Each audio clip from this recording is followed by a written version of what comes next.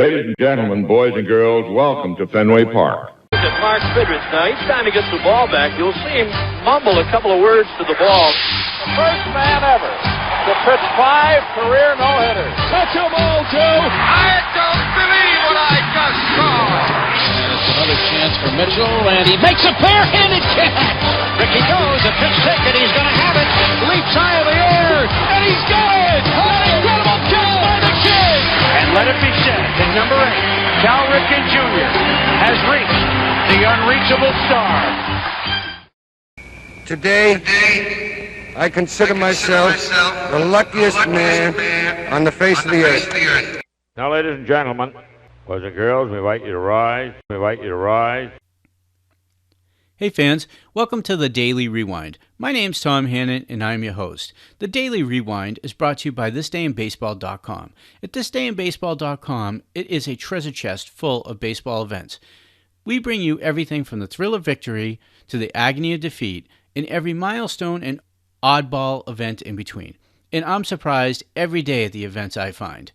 And it's more than just written words. We have thousands of videos, audio, images to go with all the stories. And right now I'm going to bring you an exhibition game from 1962 featuring the New York Mets and the Kansas City A's. And before I turn it over to the announcers, I just want to tell you that you can find team histories and all the different events that happened on March 24th at thisdayinbaseball.com.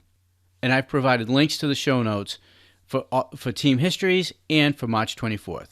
And if you'd like, you can also sign up for our updates on the website, and you can talk baseball with fans just like you in our forums. And I just want to thank you for joining me in the Daily Rewind, and if you're enjoying our content, my two asks are always the same.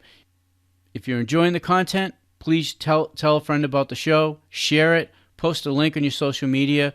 I know there's a lot of people out there right now looking for baseball to fill a void, and that's what we're trying to do with all our stories, players from the past, and games like this. And secondly, please subscribe to the show, and you're going to get new content every time it comes out. We try to put out content every day. That doesn't always work, but we usually have new content 4 to 5 days a week. And if you have any feedback for me, you can reach me directly at tdinbb@gmail.com. Now, before I get to the game is something that I found on the internetarchives.org. And I have a link to the actual channel where the internetarchives.org are. There's over 500 games on there. It's a great source for games. There's other places that you can find these type of games, but we're providing you for them here. And it's commercial free other than the commercials that they run. And I hope you enjoy it. And I'm Tom Hannon, and I want to thank you for joining me today on the Daily Rewind, and enjoy the game. The right-hander, Chacon, has been announced because he was on the lineup card, and Felix Mantilla is getting a laugh because he is standing in the batter's box as Chacon was announced. It is Felix Mantilla, right-hand hitter, as John Wyatt goes into the windup, and here's the first pitch of the ball game. It's in there for a called strike one. Bill Kenneman of the American League is the umpire behind the plate this afternoon. At first base, Paul Pryor of the National League. At second base, Joe Linsalata of the American League. And around at third, Big Tom Gorman of the National League. Strike one count to Felix Mantilla. Wide stance at the plate, stands deep in the batter's box. John Wyatt winds and fires. There's a line drive going out into center field. Jose Tartabull drops the ball in center field. And Mantilla is on at first as the relay comes on back into the infield. It is a line drive into center. Jose Tartabull came in, got his glove on it, and then dropped the ball. So the Mets have a base runner on. The batter, ladies and Rod Chenille is coming up. Felix Mantilla, number 18. Second baseman Rod Chenille is coming up now. Number 33. Starting for the second consecutive day at second base.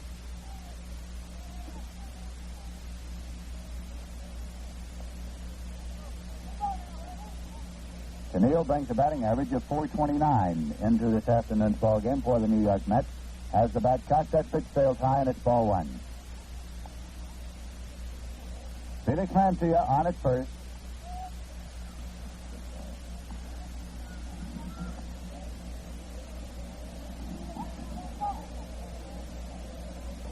Just before the ball game, manager Hank Bauer of the Kansas City Athletics was talking about this fella Chenille. He thinks a great deal of him.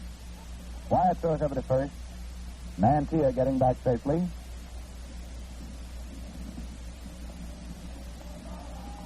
All right, again, Wyatt is up into the stretch. He's running, and there's a ground ball foul. Hit and run on that time for the New York Mets. The Mets this spring have won 6 games and lost 7. They have played 6 consecutive games decided by 1 run. They have won 3 of those and lost 3 of them. The Mets have a 3-game winning streak going. They have defeated consecutively the Detroit Tigers, the New York Yankees, and the Los Angeles Dodgers. The Kansas City Athletics also have won 3 straight ball games. The Kansas City A's, managed by Hickman, have a spring record of 8 victories and 5 losses. Mantilla leads at first. He's running again. There's a pitch. Ground ball to the right side. Fielded by first baseman Norm Sieben. Kicked away, and he is on at first. Both runners safe. Runners at first and second. Norm Sieben, the first baseman, had a big glove on it and kicked it away. And so Keneal is on at first. Gus Bell. An error on Norm Sieben at first. So now, the New York Mets have runners at first and second. There's nobody out, in Gus Bell, the right fielder, is coming up. Defensively, the Kansas City Athletics this afternoon have Norm Sieben at first base, Jerry Luffy at second base, Dick Hauser at shortstop, Wayne Causey at third, Manny Jimenez is in left, Jose Tartabull is in center, and Gino Simoli is in right. The catcher is Haywood Sullivan, and the pitcher is John Wyatt. For the Mets, Red Crest is coaching at first base this afternoon. Solly Hemus is the coach around at third.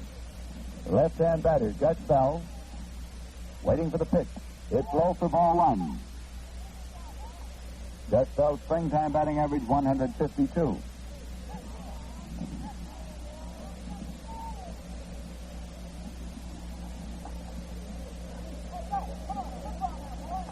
Count of 1 ball to Gus Bell. The New York Mets batting here in the top half of the first inning at Connie Mack Field in West Palm Beach, Florida.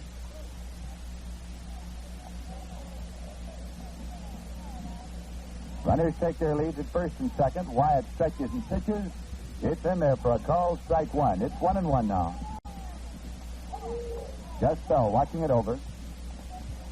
Manager Casey Stengel and Hank Bauer, who played for him so very many years with the New York Yankees, had quite a section before the ball game. When they finished early this morning, I asked Hank Bauer what they talked about. He said, Casey told me his troubles, and I told him mine.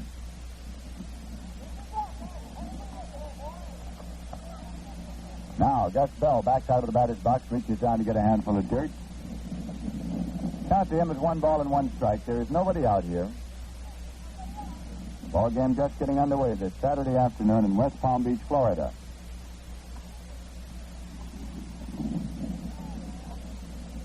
Wyatt pitches, and this one is popped up to the left side. Coming fast is Manny Jimenez, the left fielder. He's under, he's waiting, and he has it. There's no advance.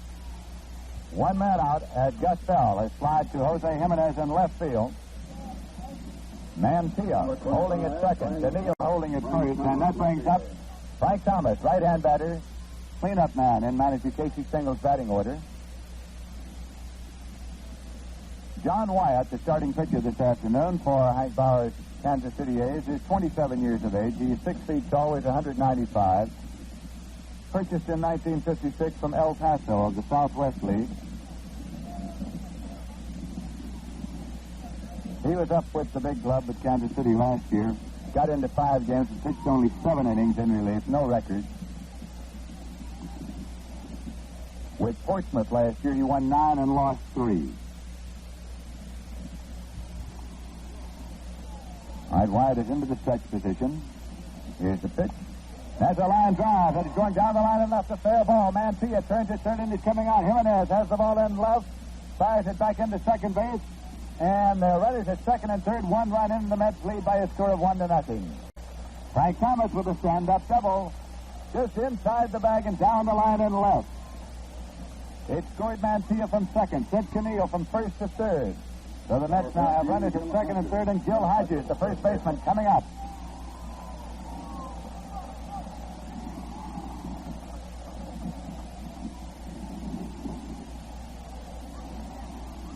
Gil Hodges has a springtime batting average of 222. Don Zimmer now in the on-deck circle. There is 1 man out.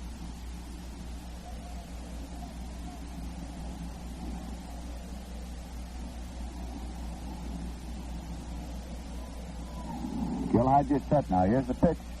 He takes it high for ball 1. Gil Hodges getting back into the lineup of the New York Mets here this afternoon. Jim Marshall played the entire game at first base yesterday.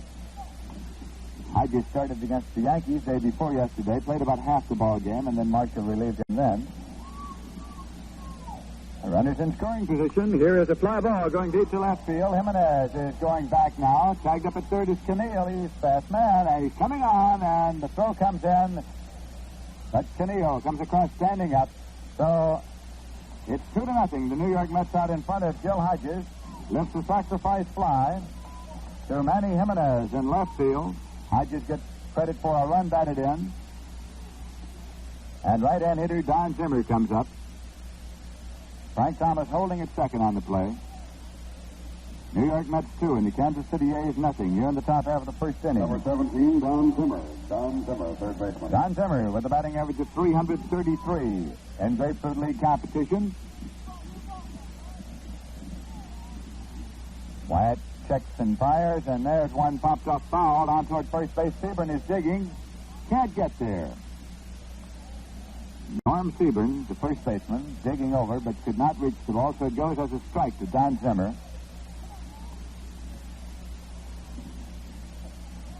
Zimmer has been up 39 times, has 13 base hits this spring.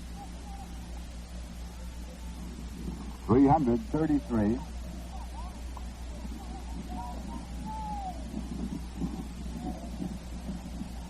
John Wyatt on the mound, looking in to get the sign out from catcher Haywood Sullivan.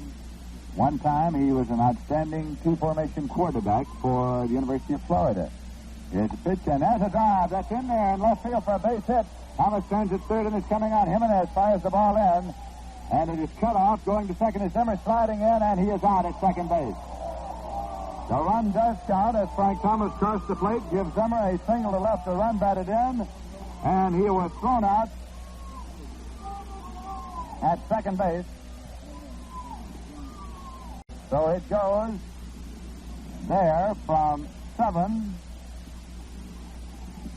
to 5 to 4. As Wayne Causey was the man who backed up to the center of the infield and took the throw.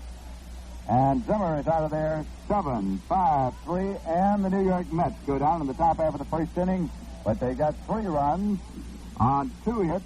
There were 2 errors and nobody left on base. And so at the end of 1/2 inning of play, the score is the New York Mets 3 and the Kansas City A's nothing.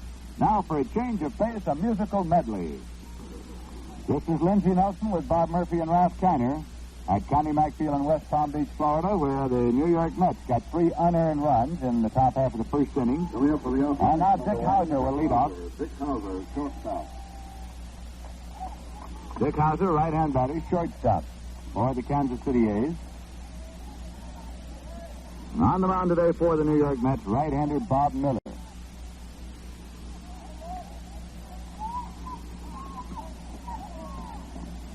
Here's a pitch and it's low for ball 1. Catcher Hobie Landreth this afternoon.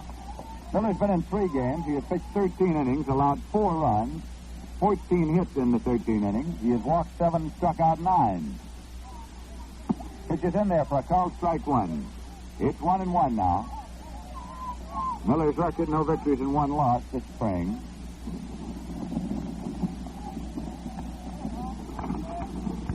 New York Mets are counting on him for frontline duty. Came to them from the St. Louis Cardinals. There's a ground ball to third base. Backhanded by Zimmer. Straightens up, fires over to first to Hodges. He's out at first base. So Dick Hauser has grounded out. Don Zimmer to Gil Hodges. From third to first, there is 1 man out, and that will bring up Jose Tartabull, Tartabull. He's a center fielder in Cienfuegos, Cuba, 22 years of age, weighs 165 pounds. He's a left-hand batter. Bob Miller dips into the full windup. Here's the pitch. He dumps it down to third base line. Zimmer barehands it, throws over to Hodges at first, but not in time. He beat it out for a base hit. A speedster, Jose Tartabull, dumped the ball down the third baseline. Zimmer came in, fielded it barehanded, and fired over to first. The play was handled cleanly, but just not in time. So it goes as a base hit for Tartabull, and that will bring up Jerry Luffy, formerly with the New York Yankees. Luffy, the second baseman of the Kansas City Athletics. Left-hand batter.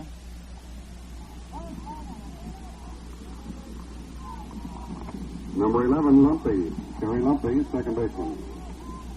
Gil Hodges holding against the run of Tartabull at first. One man out for the A's. On a sunny, somewhat windy afternoon in West Palm Beach, here's the pitch.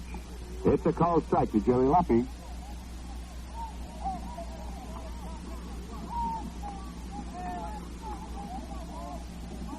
Luffy is 28 years of age. From Springfield, Missouri, originally. Throw over to first base. Tartabull gets back safely. Hodges returns to throw to Miller at the mound. Luffy still standing in there at the plate. The pitch down low. It's 1-1. Luffy was traded to Kansas City from the New York Yankees, along with pitchers Johnny Ketch and Tom Sturdivant, for pitcher Ralph Terry and infielder Hector Lopez. That was in 1959, early in the season.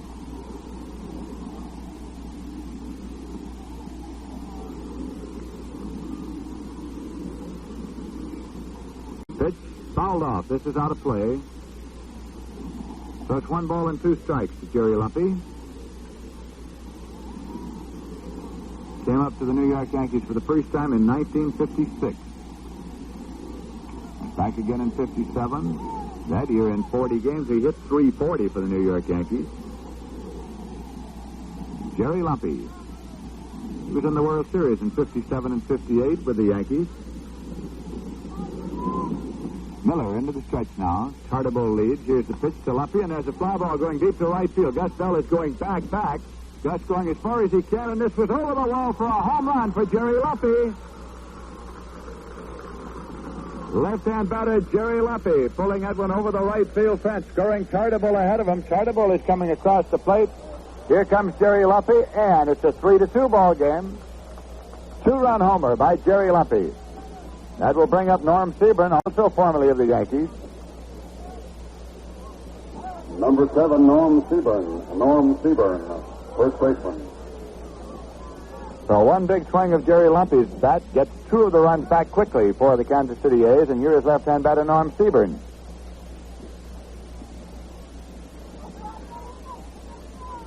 Bob Miller into the windup. The pitch goes high for a ball. Seaburn's 28 years of age.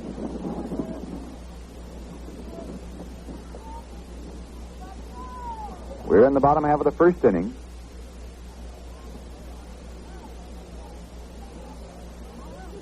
Pitch goes high for a ball. It's 2-0 to Norm Seaburn. He was traded to Kansas City by the Yankees, along with pitcher Don Larson, first baseman Marv Thornberry, and outfielder Hank Bauer, for first baseman Kent Hadley, shortstop Joe DeMacy, and outfielder Roger Maris. That was on December 11th, 1959. Pitch goes outside. It's 3-0 now to Seaburn. Hank Bauer, of course, has since become the manager of this Kansas City team.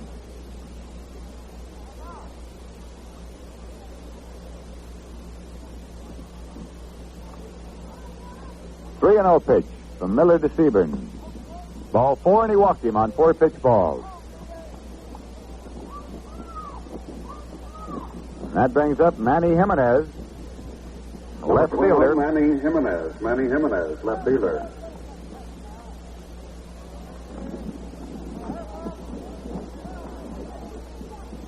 Jimenez is a left-hand batter, 22 years of age, 6'1", 185. Came to Kansas City from the Milwaukee organization. It's a called strike one to Manny Jimenez. He was traded to Kansas City by Milwaukee with infielder Ed Charles and catcher Jose Askew and pitcher Bob Shaw and infielder Lou Klimchak. It was Manny Jimenez with Charles and Askew for Bob Shaw and Lou Klimchak. That pitch is outside for ball. 1-1. Last year at Vancouver, Jimenez hit 325, including 17 home runs.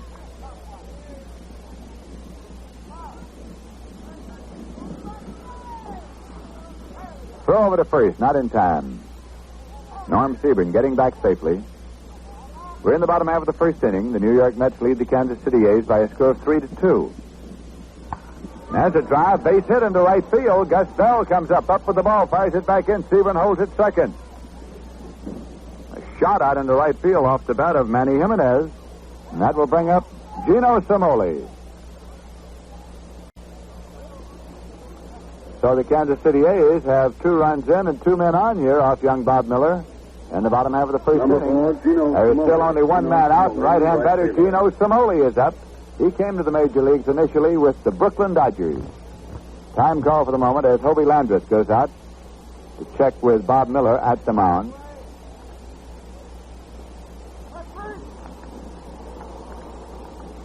Gino Simoli has been around the baseball war since he came up to the Dodgers when they were in Brooklyn.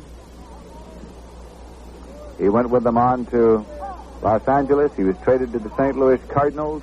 He went on to the Pittsburgh Pirates, came to the Kansas City A's. Gino Simoli. Miller checks. Pitch is low for ball 1.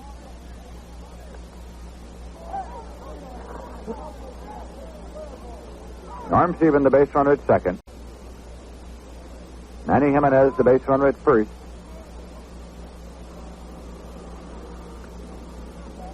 With an overly closed stance, Simoli likes to go to right field, and the Mets are playing him, shaded to right.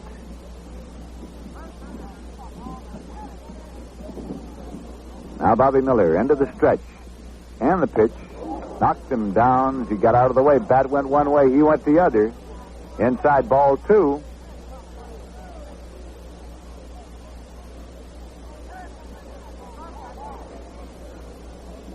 Simoli looks down at JoJo White, coaching at third for the Kansas City A's to get the sign here.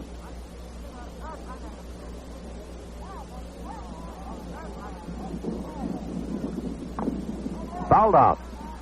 The bat of Gino Simoli. 2 balls and 1 strike.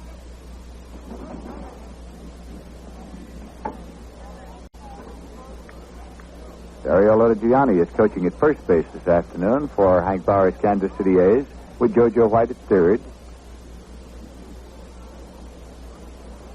1 man out. All right, Miller has the sign. Into the stretch. Runners leading at first and second. Pitch to Simoli. It's in there for a called strike. 2-2 the count now.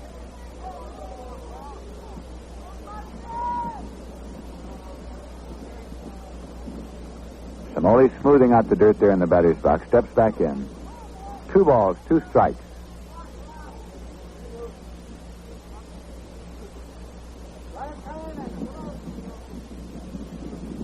Now Miller is set to pitch.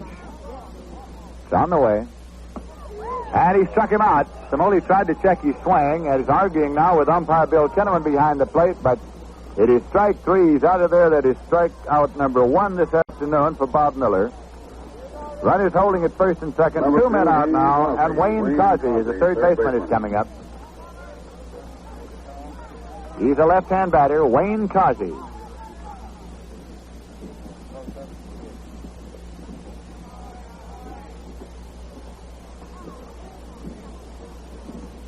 Bob Miller checks the runners. The pitch, it's outside for a ball. Wayne Causey's 25 years old. He was traded to Kansas City by the Baltimore Orioles, along with infielder Bob Boyd, catcher Clint Courtney, outfielder Al Pilarczyk, and pitcher Jim Archer, for outfielders Whitey Herzog and Russ Snyder. That was in January of 1961. Causey with the bat cocked now. Watches inside for a ball. Last year with Kansas City in 104 games, Wayne Causey hit .276. He had 8 home runs.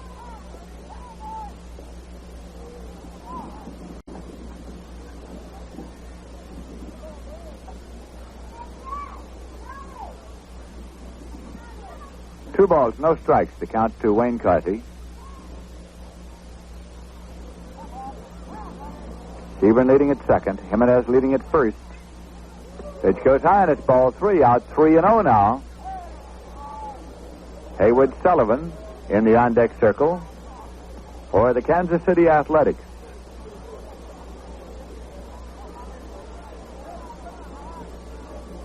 Kansas City A's have just announced that starting next year they will be training in North Miami, Florida. Here's the pitch, and it's a called strike 1. It's 3-1 now.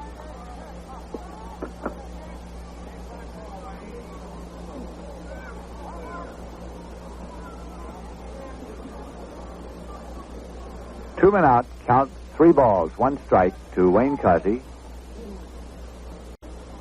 Right-hander Bob Miller checks him and fires. Inside, he walked him, and the bases are loaded. That is the second walk given up by Bobby Miller. He has struck out 1. The bases are loaded. Sullivan, catcher. Right-hand batter Haywood Sullivan coming up now. Kansas City last year hit 242 in 117 games. He had 6 home runs. Came to the major leagues initially with the Boston Red Sox. Had a lot of physical disabilities that Bob Murphy can probably tell us a great deal about. Here's a pitch, fouled off by Haywood Sullivan. Leslie, this is the catcher that was such a great football player at the University of Florida. And when he was first signed to a bonus contract by the Red Sox, at that time, Bill Dickey considered him one of the top catching prospects in 25 years. But the big fellow had the misfortune to suffer a slipped disc and had to undergo surgery. All right, he's standing in there now with a count of strike 1, and the bases are loaded. 2 men out. Here's the pitch. Fouled off. It's out of play. 2-strike count. Norm Stevens the base runner at third. Manny Jimenez is the base runner at second, and Wayne Causey is the base runner at first. The New York Mets leading the Kansas City A's by a score of 3-2, and we're still in the bottom half of the first inning at Connie Mack Field in West Palm Beach, Florida.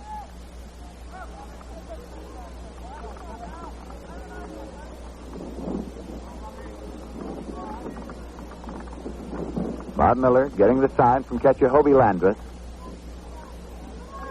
Has it, works for the windup, and the pitch way outside, sending Landreth diving out there to make the stop. Umpire Bill Kenneman stops play a moment to brush off the plate. 1 ball and 2 strikes now to Haywood Sullivan. Young pitcher Bob Miller trying to get out of trouble here in the bottom half of the first inning.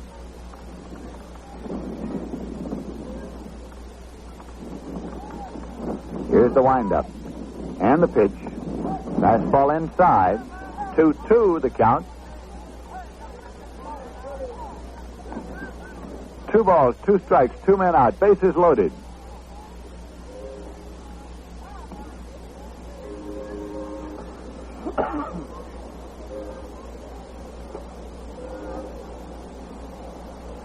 Bob Miller looks over at third. Now goes into his windup. Hits the curveball. The ground ball is short. Mantilla has it. Going to first base with it. In time, he's out to retire the side.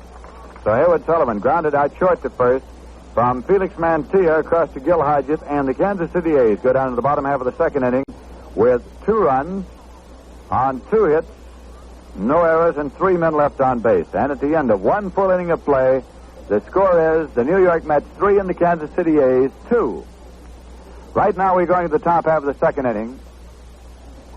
John Wyatt on the mound for the Kansas City A's, and Jim Hickman is up there to lead off.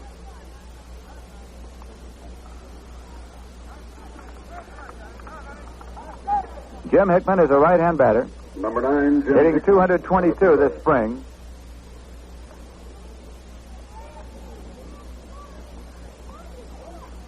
Wyatt now into the windup, and here's the pitch. This is a fly ball going to right field. Gino Simoli has called. He's moving in underneath, and he has it for the out. So Jim Hickman has flied to right field, and that will bring up catcher Hobie Landreth. Number 5, Hobie Landreth. Hobie Landreth, catcher. Landreth is a left-hand batter. Has not seen a great deal of action this spring simply because he is the most experienced of the catchers on this squad as far as National League competition is concerned. And manager Stengel has wanted to get a good look at some of his younger catchers. Chris Cannizzaro, Choo-Choo Coleman.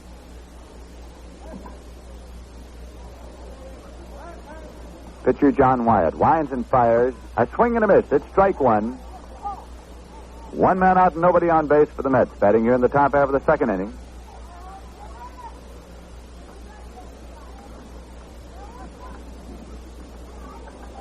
The pitch outside for ball. 1 ball, 1 strike. Red Crest coaching at first. Salihimas at third. Cookie Lavagetto is handling the bullpen these days. Red Ruffing and Rogers Hornsby left back in St. Petersburg. The pitch is inside. Ball 2. It's 2-1. Red Ruffing and Rogers Hornsby handling the squad left back at Miller Huggins Field in St. Petersburg to work out while the squad is on this 5-day swing over to the East Coast. They'll be going back Tuesday night to St. Petersburg and take on the Los Angeles Dodgers next Wednesday. Here's the pitch to Landreth.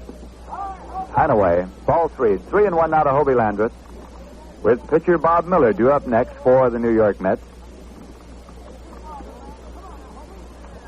Most of the Mets have moved out of the dugout and are either seated on the ground, leaning back against the fence, or on the one bench along the first baseline, enjoying the sunshine today. There's a fly ball to left center field. Manny Jimenez has called for it. Jimenez is waiting, and he has it for the out. They're 2 men away.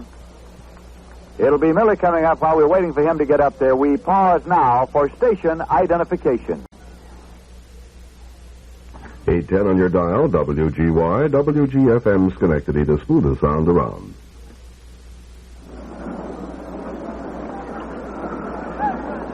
This is Lindsey Nelson with Ralph Cantor and Bob Murphy in West Palm Beach, Florida, and Bob Miller is up there now with 2 men out and nobody on for the New York Mets. 24, Bob Miller's a right-hander all the way. Throws right-handed, bats right-handed. John Wyatt winds and fires, and this one is popped up, coming over out of play. Directly over our broadcasting position, located out in the open here.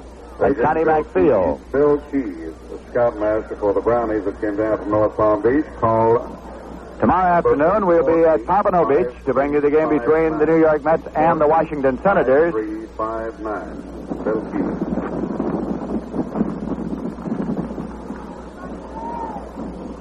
Wyatt taking a moment to get the sign here. He has a strike 1 count to Bob Miller. It's in there for a called strike 2. Firing that one right down the pipe. There are 2 men out in the top half of the second inning. John Wyatt winds and fires in there for a called strike 3. He struck him out. That is the first strikeout of the day, credited to pitcher John Wyatt as he gets opposing pitcher Bob Miller. And in the top half of the second inning, the New York Mets go down in order. No runs, no hits, no errors, nobody left on base. And at the end of 1 1/2 innings of play, the score is the New York Mets 3 and the Kansas City A's 2.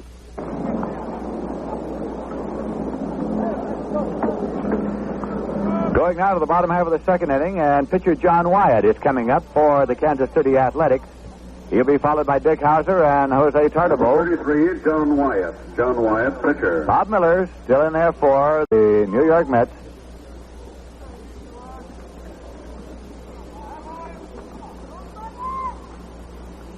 Here's a pitch that's fouled off for strike 1.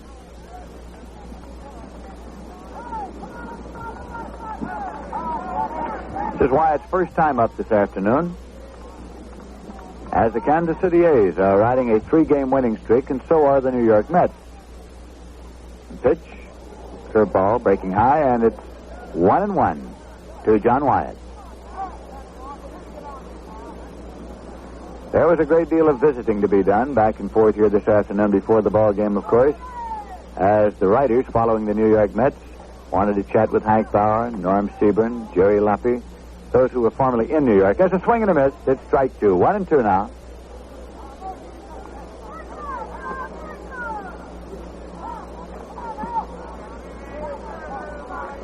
One ball and 2 strikes.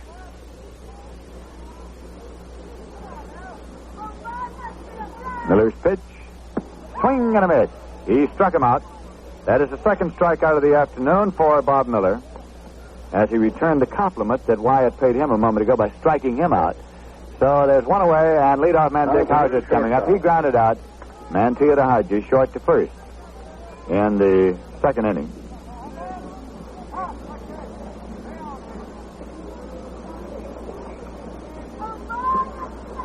Hauser chokes up a little bit, has lots of speed. Called strike 1, right down the pike. On the bases, he's at Terra.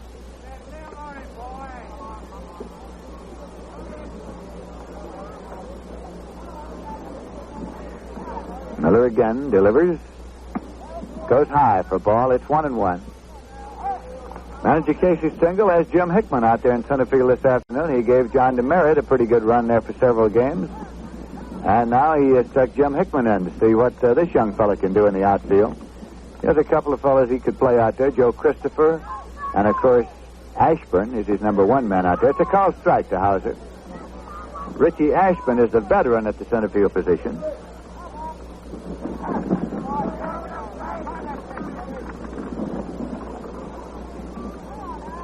One ball and two strikes.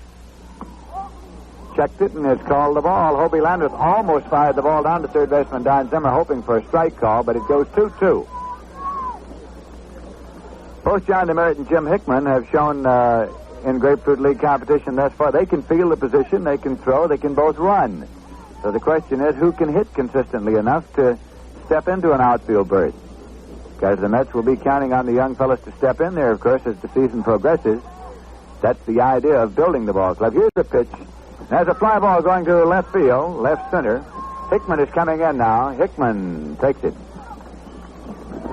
And Dick Hauser has flied out to Jim Hickman, 2 away. And Jose Tartabull, who singled in the first inning, is coming up. A left-hand batter. 2 men out, nobody on base for the Kansas City Athletics. The New York Mets leading the Kansas City A's by a score of 3-2.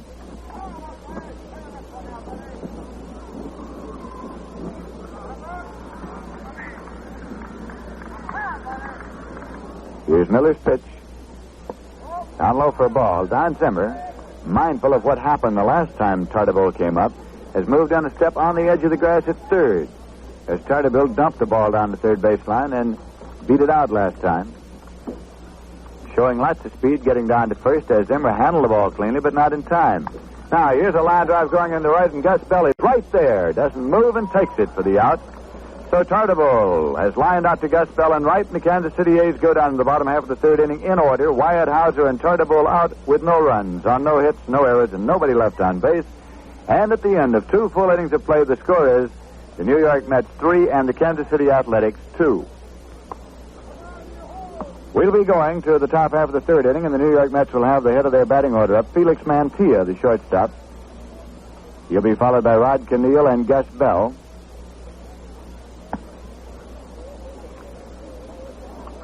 Hayward Sullivan throws those down to second, the ball around the infield, and back out to pitcher John Wyatt. As Felix Mantilla steps in to lead off for the Mets. Top of the third. Batting order posted in the dugout before the game had Chacon on it, but Chacon did not take batting practice in that position. Mantilla did, and of course Mantilla started the game. Right-hander John Wyatt with the first pitch to Mantilla. Outside for a ball, he bluffed a bunt. Ball 1.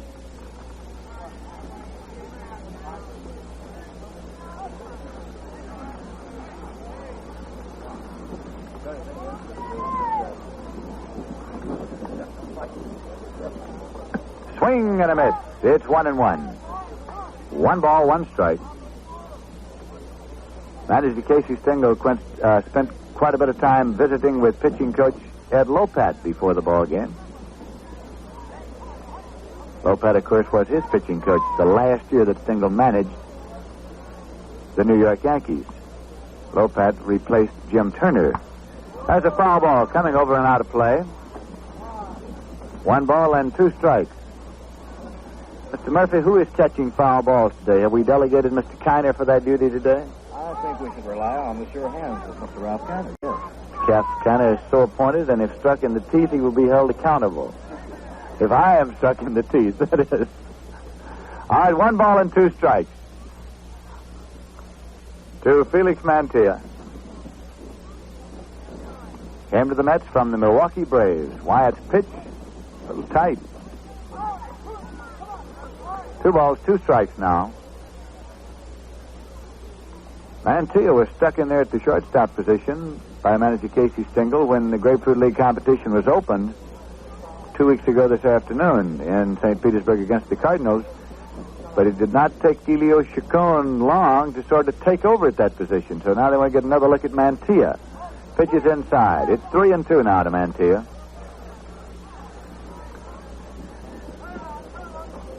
In the great years of the Milwaukee club, 50s, 57, 58, 59, along in there. Felix Mantilla had a big hand. He was a utility man and stepped in frequently into the lineup, gave them a big lift. That's a foul ball backing out of play. 3 balls and 2 strikes to Mantilla. Rod Keneal is on deck. Charlie Neal out of the lineup for the second consecutive day. Neal has already shown this spring that he is at top form. Here's a pitch. Pitched him tight and he walked him, so the Mets have a base runner. As Mantilla goes to first with the base on balls. That is the first walk given up by pitcher John Wyatt of the Kansas City A's, and brings up Rod Keneal, who was on Stevens' era at first base in the first inning.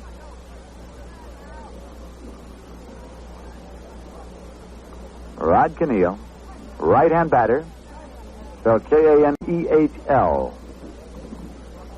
Wyatt checks. Mantilla leads. Here's a ground ball to third base, and it's going on out into left field. Wayne Cosby got a glove on it, went right on, and Mantilla goes to third. The throw is going to second, and he's off the line there. And Keneal goes into second. The Mets have runners at second and third. Wayne Cosby got over, barely touched it, and he went on out into left field. And Mantilla continued on to third. The throw went to second base. And Keneal had turned at first, kept right on going, and is in at second base. So the Mets have runners at second and third, and that's going to bring up Gus Bell with nobody out. So the Mets have a 1-run lead. They're leading by a score of 3-2. Bell, right fielder. We're in the top half of the third inning, and they're going for more here. That is scored by the official score as a double for Rod Keneal. Scored as a 2-base hit for Rod Keneal, sending Mantilla to third. All right, Bell is standing in. It's an open stance. Here's the pitch. Low and away. Ball 1. There is nobody out.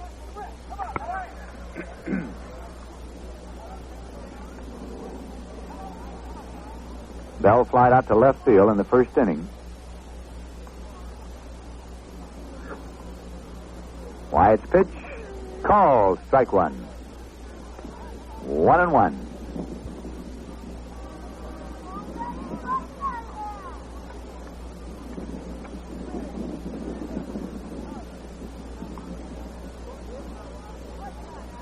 Wyatt looking in to get the sign from Haywood Sullivan. Has it now. Into the windup. There's a line drive going into center field for a base hit. Mantilla has come on to score. Keneal is coming on to score. As Tartabull fires the ball into second base, holds Bell at first, but he gets 2 runs batted in on the line single into center field, and the New York Mets lead by a score of 5-2.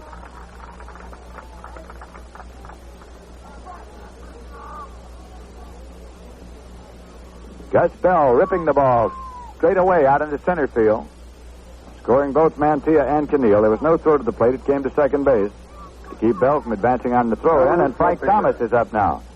Frank Thomas, who ripped the ball down the left field line in the first inning to drive in the first run of the ball game, got a double. There's still nobody out. Gus Bell is at first base. Wyatt's pitch to Thomas. Sent him down into the dirt. Turned him out of there. It's ball 1.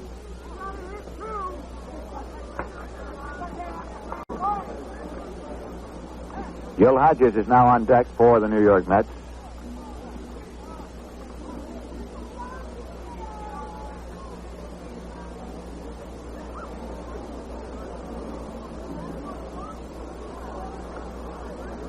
All right, Bell takes his lead at first. Pitch to Thomas. It is high for a ball. 2-0. The Mets took a lot of good-natured ribbing from the Dodgers after yesterday's ball game. The Dodgers saying, gee, you guys have beaten the Detroit Tigers and the New York Yankees and the Los Angeles Dodgers. Why don't you go right on out and take on the Stonehams? Take on the Giants right now. Walter O'Malley said, I'll give you my plane and you can be on your way.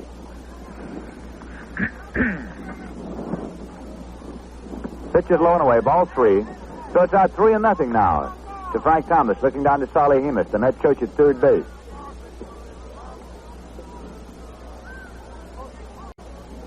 Still nobody out. Score 5-2. New York leading Kansas City in the top half of the third inning. Inside ball 4, he walked him. That pushes Gaspell up to second. Frank Thomas walks down to first. That is the second walk given up by John Wyatt and brings up right-hand batter Gil Hodges. Turn a sacrifice fly to left field in the first inning.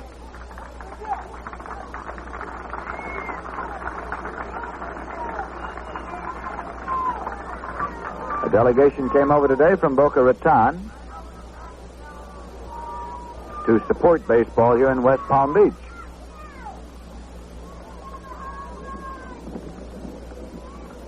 And they've been greeted with a sunny day, a little bit windy.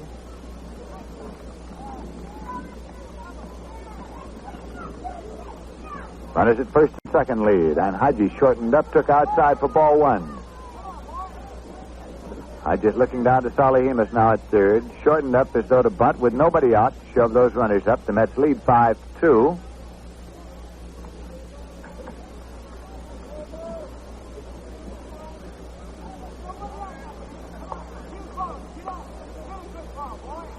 Wyatt again goes into the stretch.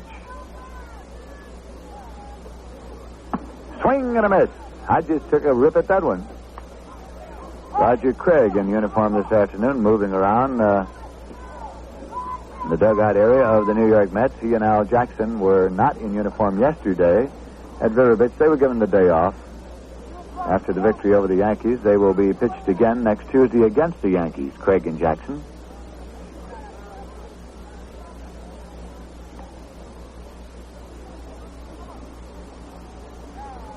Stretch and the pitch. Down into the dirt, dug up by catcher Haywood Sullivan. 2 balls and 1 strike.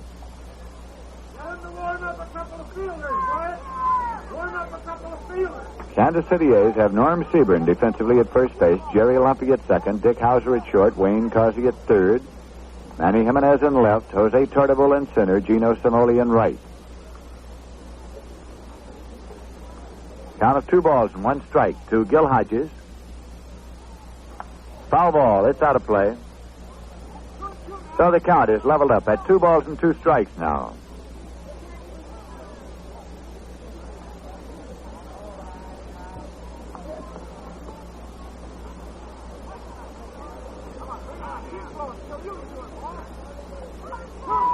Gaspell, the base runner at second. Frank Thomas, the base runner at first.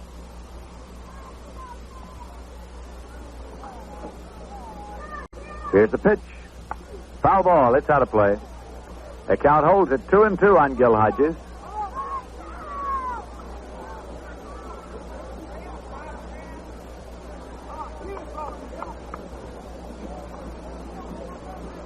Gil Hodges seemed to know his way around Vero Beach pretty well yesterday.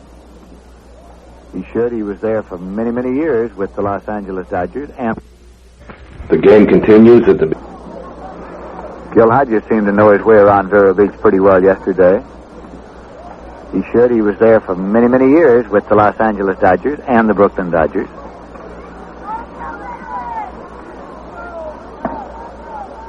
Here's the 2-2 pitch. And there's a fly ball going to left field. Manny Jimenez moves underneath. He is waiting and he has it. There is no advance. Both runners halfway on the fly ball to left. So there is one away as Hodges is flied to Manny Jimenez in left field. Bell returns to the bag at second. Thomas returns to the bag at first. And that will bring up third baseman Don Zimmer. Right-hand batter. Zimmer singled. Is driving to run the first inning. Don Zimmer. He was himself out at second trying to stretch it to a double.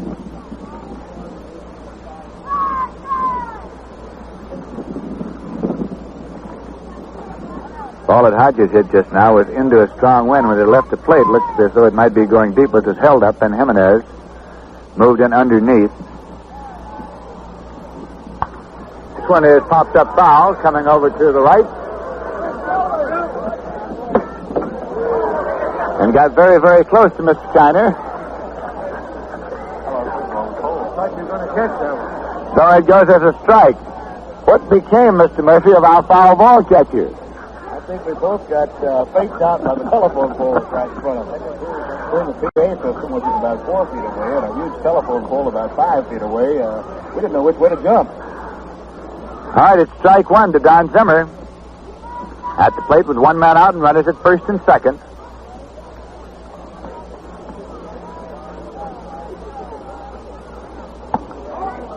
Rocked him back. It's 1-1.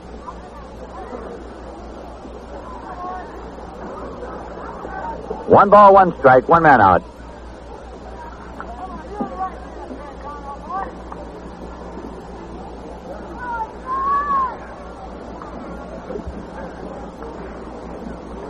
John Wyatt checking now. Set to work. Here's a pitch. That turned him out of there. 2 balls and 1 strike. To count to Don Zimmer.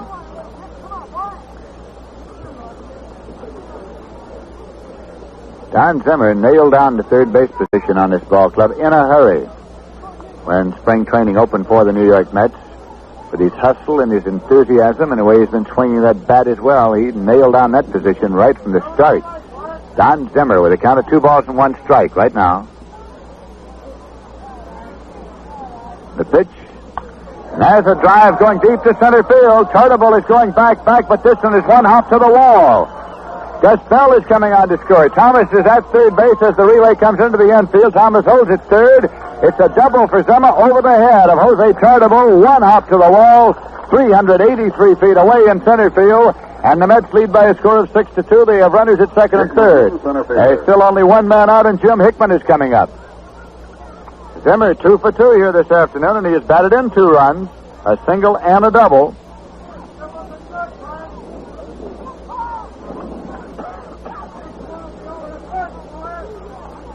Frank Thomas is at third base, and Zimmer's at second, and here's Hickman up there. He flied out to right field in the second inning. Jim Hickman with Portland last year was selected by the New York Mets from the St. Louis organization.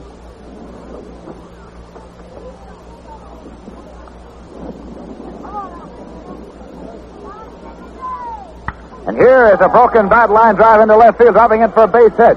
Bell has come on to score. Zimmer's coming to the plate. He scores. The throw goes to second base. Hickman has a single left and 2 runs batted in. And now it is 8-2. The New York Mets out in front. As Hickman broke his bat with that line drive out into left field. As it scored Frank Thomas and Don Zimmer. There is still only one man out. And Hobie Landreth is coming up. He is a left-hand batter. On the way to the plate right now. New York Mets have scored 5 runs this inning. Off right-hand pitcher John Wyatt of the Kansas City Athletics. Felix Mantilla started off with a walk, then Keneal doubled, Gus Bell single to drive in 2, Frank Thomas walked, Hodges flied to left, Don Zimmer doubled over the head of Jose Tartabull in center to drive in a run, and Hickman has just singled to left to drive in 2. Last time up, Landreth flied to left field. He's nothing for 1. The pitch, he watches outside for ball 1.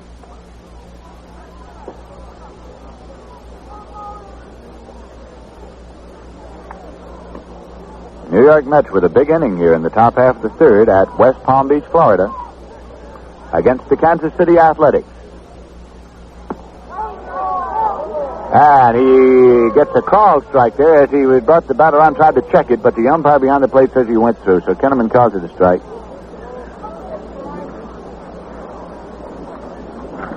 New York Mets beat the Chicago White Sox 8-4. This is that's the most runs that they have scored in a single game, and right now they're leading in this one by a score of 8-2. So they are at their all-time high right now. That pitch is inside to Hobie Landreth. It's 2 balls and 1 strike to Landreth.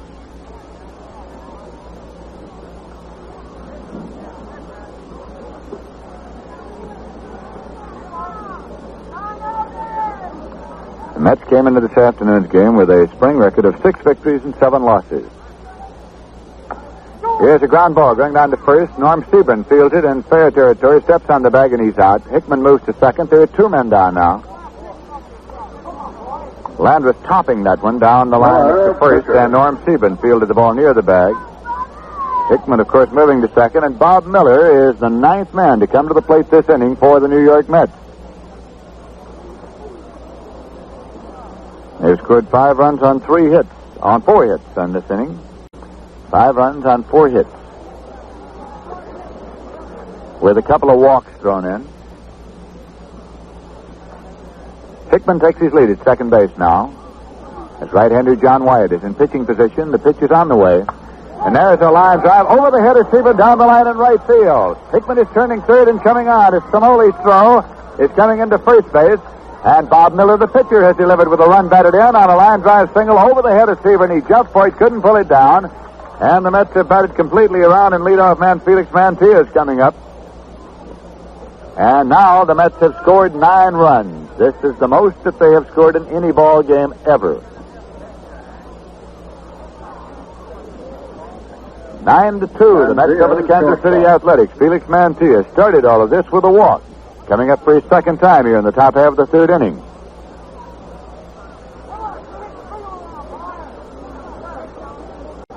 Felix Mantilla chokes up just a little bit on the bat.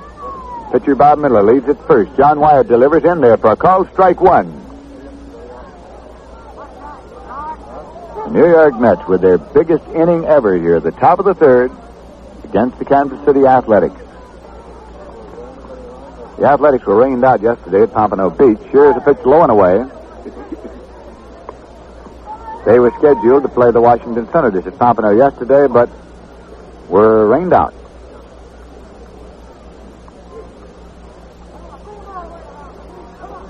Miller leads at first. The pitch took a lot off of that one, and it is tapped and pulled foul. Wayne Causey comes over in foul territory to field it and toss it back. So it is 1 ball and 2 strikes.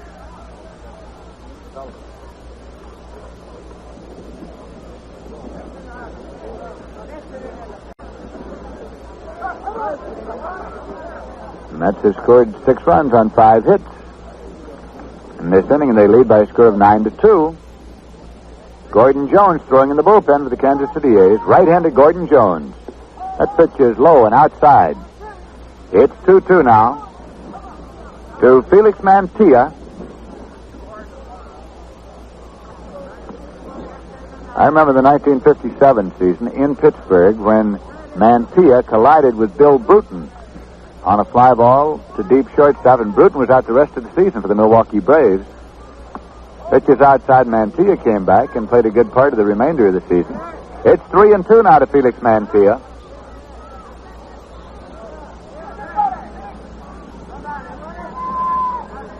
Two men out, 3-2. Pitcher Bob Miller on at first. Will be moving with the pitch. There goes Miller. 3-2. He walked him. So Mantilla draws his second walk of this inning. That's the third walk given up by pitcher John Wyatt. Miller's at second. Mantilla's at first, and Rod Keneal is coming up. He doubled in the third inning. Sent a ground ball out past Wayne Causey, who tried to backhand it and could not, and it went on out into left field and is scored as a double for Rod Keneal. Still 2 men out, 6 runs in this inning for the New York Mets. Foul ball. Manoff been out of play.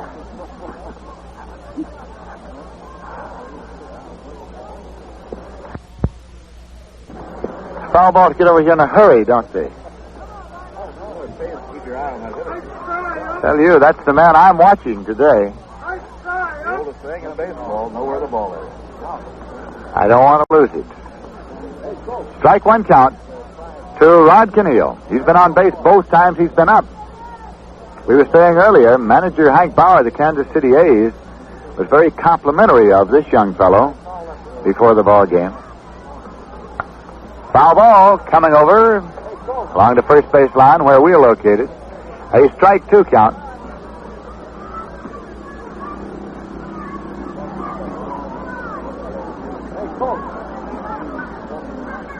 Manager Hank Bauer of the A's was saying that he thought Rod Keneal make a very excellent utility man because he can be used as an outfielder, as an infielder, second baseman here today.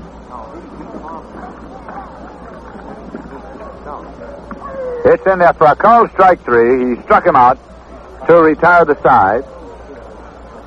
So the New York Mets go out in the top half of the third inning on 6 runs, 5 hits, no errors, and 2 men left on base. And so at the end of 2 1/2 innings of play, the score is the New York Mets 9 and the Kansas City A's 2.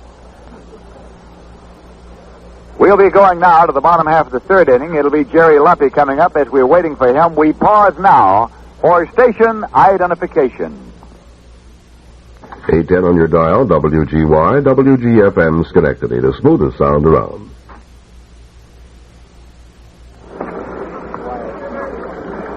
This is Lindsey Nelson with Ralph Kiner and Bob Murphy at Connie Mack Field in West Palm Beach, Florida. As we move to the bottom half of the third inning, Jerry Luffy comes up against right-hander Bob Miller. Luffy had a 2-run homer in the first inning as he drove the ball over the fence in right field. Here's the pitch inside to Jerry Luffy. It's ball. Luffy is the player representative of the Kansas City Athletics.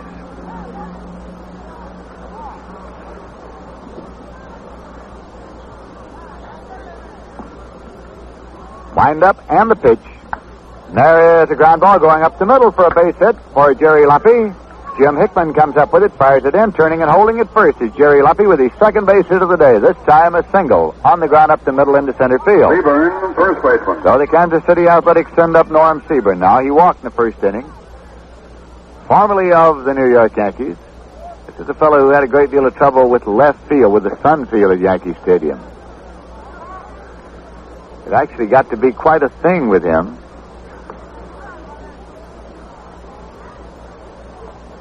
Here's a pitch. Inside for ball.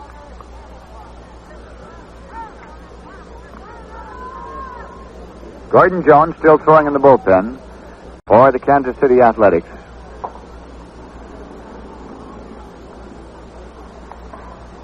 Luffy leads it first. And there's a one-hopper that's going past Keneal and out into right field for a base hit. Gus fell up with it. Luffy is digging for third. The throw across the diamond. Luffy slides in safely at third. Holding it first, Norm Seaburn. He ripped that one just outside the reach of Rod Keneal, going to his left between first and second. So Seaburn has a single to right. And the Kansas City A's have put together back-to-back singles off Bob Miller. Luffy now is at third and Norm Stevens at first. There's nobody out, and Manny Jimenez is coming up. He singled in the first inning. The New York Mets leading by a score of 9-2. And this is by far the most comfortable lead that the New York Mets have enjoyed in Grapefruit League competition. This is their 14th game. They actually have been out of only 2 of those ball games. The first one, which they lost 8-0 to the St. Louis Cardinals, and the game that they lost to the Milwaukee Braves. The only 2 they have really been out of most of the way. Here's a pitch, fouled off for strike 1 to Manny Jimenez. Coming into this afternoon's game, the Mets had played 6 consecutive games decided by 1 run. Lost 3 straight and then won 3 straight. All 1-run ball games. That is interesting baseball.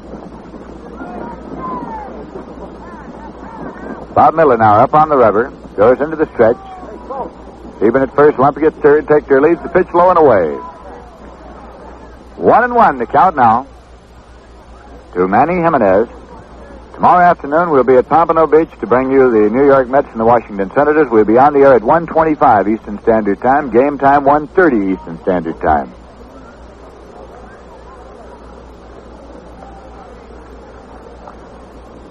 Pitch to Jimenez goes outside. It's 2-1.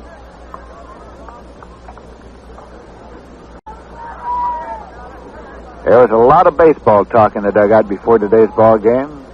Veteran manager Donnie Bush was there with manager Casey Stengel. Veteran scout Ted McGrew on hand. They can take you almost all the way back to Doubleday.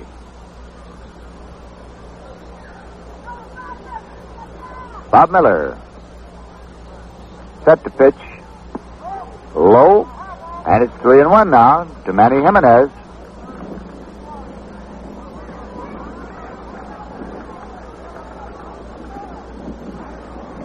In 1960, with Austin in the Texas League, he hit 359.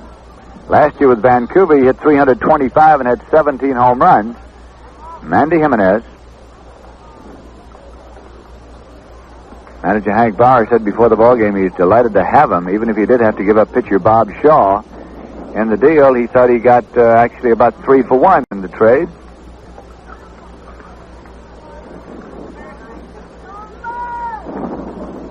Bob Miller now leans over to get the sign, has it. This is a 3-1 pitch.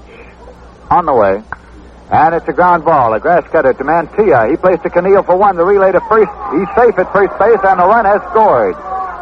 Safe at first and a run scores as Jerry Lumpy crossed the plate. Andy Jimenez beat the relay. Right fielder. Norm Sieben was forced from Felix Mantilla to Rod Keneal. It goes 6-4 after scoring. The relay simply not in time. And that will bring up Gino Cimoli, right-hand batter, as we have a 9-3 ball game now. The New York Mets 9, the Kansas City A's 3. There was 1 man out and a runner at first base. Jimenez has lots of speed. He gets down there in a hurry. It's a called strike 1 right down the pike to Gino Cimoli. Again, they are playing him shaded over toward right field. With that closed stance, he likes to go in that direction.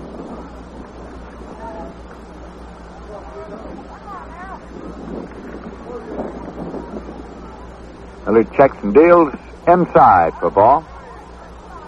1-1 now, and time is called as Hobie Landreth wants to go out and confer for a moment with Bob Miller again.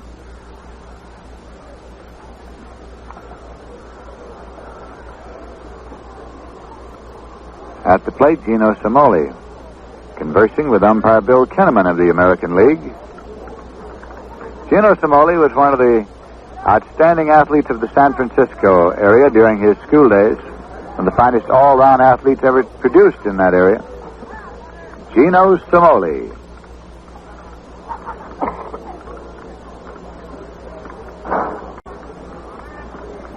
Miller is set to work. A pitch inside for ball. 2-1 now to Gino Cimoli.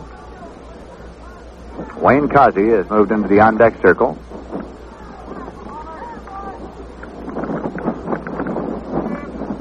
Kansas City A's have won 3 straight Grapefruit League games, with a record of 8 victories and 5 losses overall. Called strike. Got it in there. So it's 2-2 now.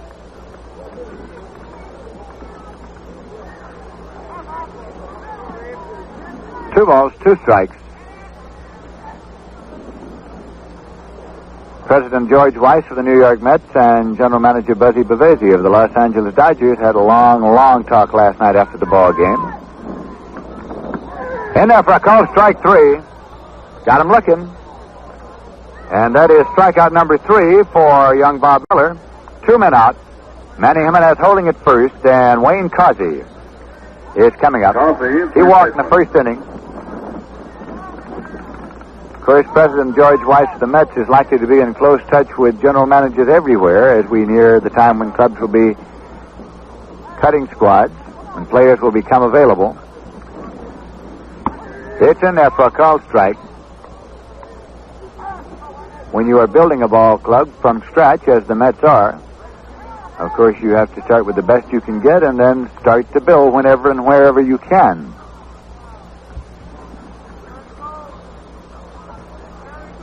Jimenez leads. That pitch goes outside because it's 1-1.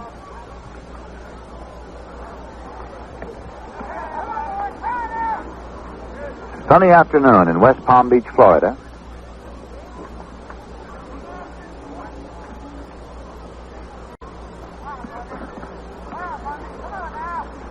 The pitch sails high. 2 balls and 1 strike.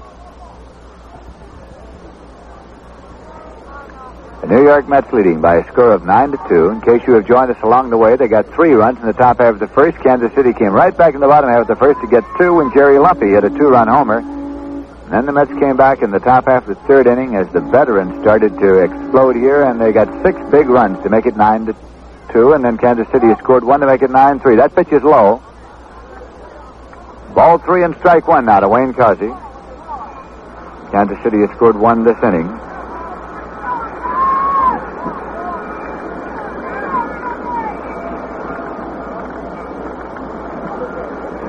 This will be a 3-1 pitch to the left-hand batter. And there's a long drive going to right field. Gus Bell going back. This one is off the wall. Jim Hickman comes up with it.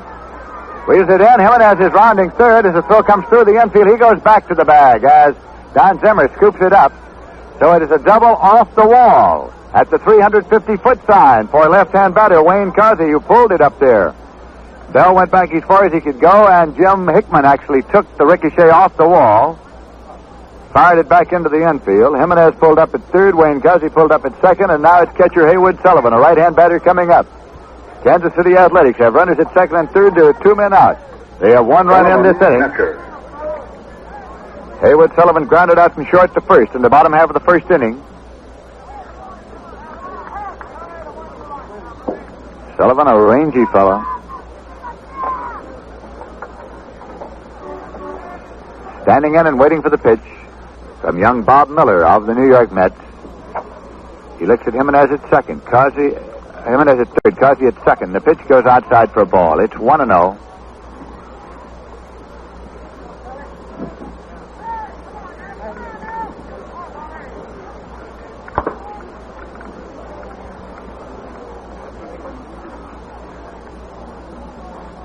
Runners take their leads. Here's the pitch.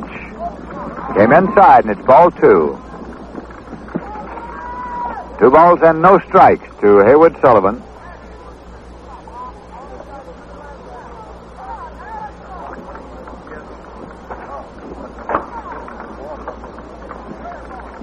Miller works with a windup. Swing and a miss for strike 1. It's 2-1. Haywood Sullivan looking for distance there. To cut.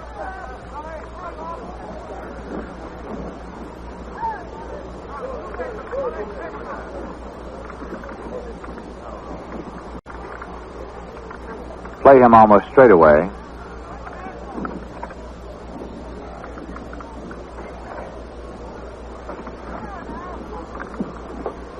Here's 2-1 pitch. Swing and a miss. He's got away and comes all the way back. Here comes Jimenez to the plate, and he scores. And now the throw misses coming back, and another play at the plate, and he scores. So 2 runs have scored here for the Kansas City A's. We'll set that one up for you again. Here was the situation. Pitch low and away got by as Sullivan took his cut, and he was chased down by Landreth. As Jimenez scored, Landreth's throw got away from Miller, went back to the infield, and Wayne Causey took his turn and came on. And so Don Zimmer came up with the ball, fired it back to the plate, but both runs have scored. So it's 3 runs in this inning for the Kansas City A's, and it is now a 9-5 ball game as Jimenez and Wayne Causey score. The ball never getting very far away from home plate in that exchange. Haywood Sullivan has a count of 2 balls and 2 strikes.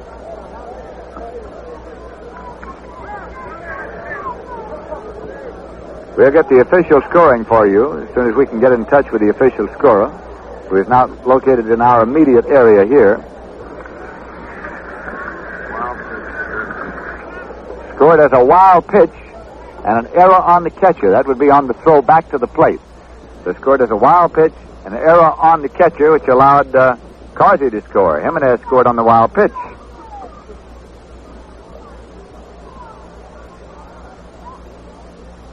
That's low and away. It's ball 3. 3-2 now.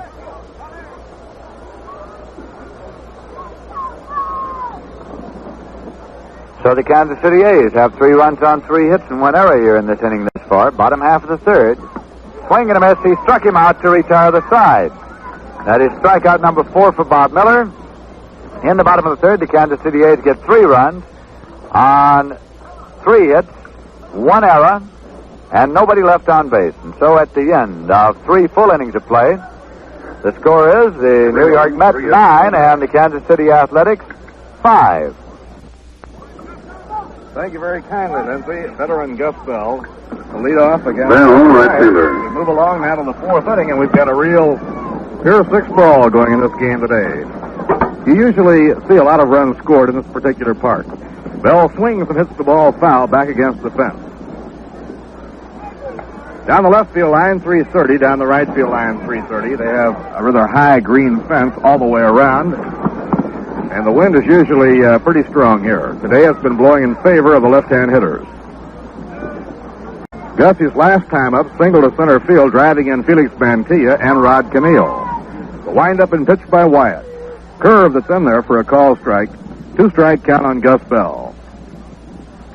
9-5, the score in the ball game. Top of the fourth inning, the Mets have picked up 7 base hits off Wyatt, and the A's have a total of 6 off Bob Miller. Frank Thomas waiting on deck, and then Gil Hodges. It's already a big day for the veterans of the Mets. Frank Thomas, Gil Hodges, Don Zimmer, and Gus Bell have all driven runs in. Outside, 1 ball, 2 strikes.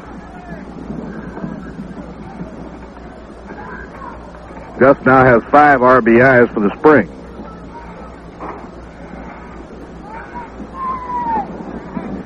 Wind blowing hard toward right field. The infield and the outfield swung around to right. A fly ball hit to center field. Running for it is the center fielder Tartabull, and he makes the catch for the out. Tartabull was over in right center and had to return to straightaway center to take the fly ball hit by Gus Bell. 1 away, nobody on now in the top half of the fourth inning, and the hitter is Frank Thomas. Frank has a perfect day at the plate going. He doubled to drive in a run in the first inning, drew a walk, and later scored in the third inning. Frank came in the game hitting at .333. 6 RBIs to his credit. Been a real good spring for the veteran outfielder Frank Thomas. The wind-up pitch by Wyatt. A high pop-up to shallow left center field. Might be tough to reach. Here comes Tartabull. He dives, but he has to catch it on a trap. And it's a base hit for Frank Thomas. There was quite a try by Jose Tartabull, the left-handed throwing center fielder of the Kansas City A's. He left his feet, made the head-first dive, and he came up with the ball, but it was a trap. And so it's a base hit for Frank Thomas. Frank has 2 for 2.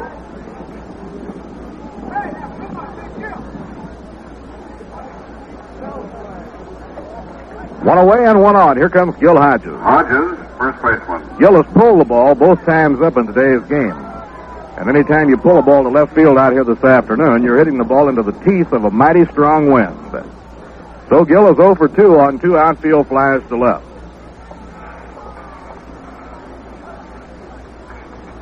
Here's the pitch to him.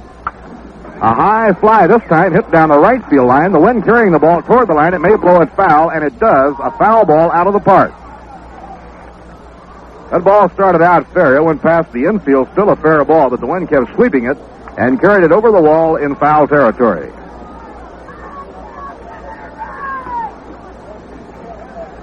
Gordy Jones starts loosening up in the bullpen for the A's once again. This is one of the few free hitting contests that we've had so far in spring training. Well, the Mets, their 14th game. They had 1 game washed out in the third inning because of a real downpour over in St. Petersburg. Norm Seaburn now holding against the runner, Frank Thomas. Here's the pitch to Gil. Look out. Inside and high. Gil had to get out of the way in a hurry. 1 ball, 1 strike. Gil Hodges, one of the classiest guys in baseball, and you never saw any one player get a better greeting from his former teammates than Gil got yesterday in Vero Beach. You could tell the Dodgers were mighty glad to see him.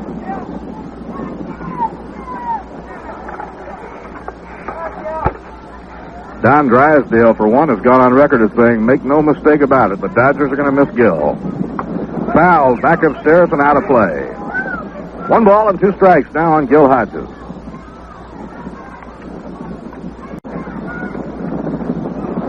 The Mets will be opening their home season at the Polo Grounds on Friday, April 13th against the Pittsburgh Pirates. And, of course, seats are now on sale for the opener and all 81 home games. A smash foul pulled down the left field line. Gil's ripping into that ball today. Ed Boucher is playing some catch now, and Ed may give Hodges a spell after this inning.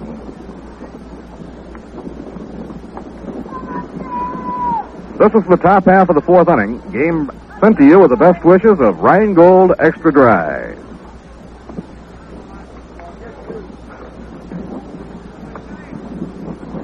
Now John Wyatt, the right-hander, pitches. Misses the outside edge. Even count on Gil Hodges at 2-2. Solly Hemus directing traffic on third. He's had a real good workout over there today. The Mets already have scored 9. Their high run output for the entire spring training season. Red Crest on the coaching lines at first.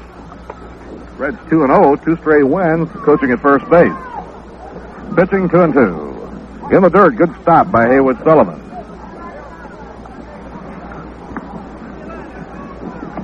Kansas City has probably the youngest ball club in the major leagues. After finishing in a tie for 10th, they decided that they had only one way to go, and that was up, and they are really switching the accent to youth. Their average age will be about 23 and a half.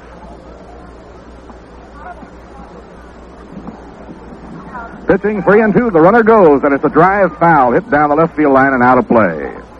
So Frank Thomas will have to retrace his steps. The count remains at 3-2 on Gil Hodges. The A's feel they have a solid infield. Hank Bauer says he compares his infield favorably with that of any American League team.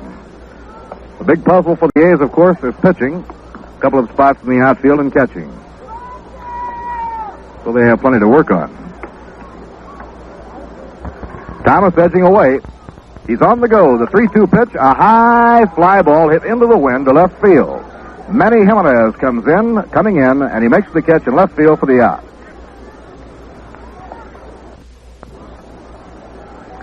Now there are 2 away in the top half of the 4th inning, and that brings up Don Zimmer.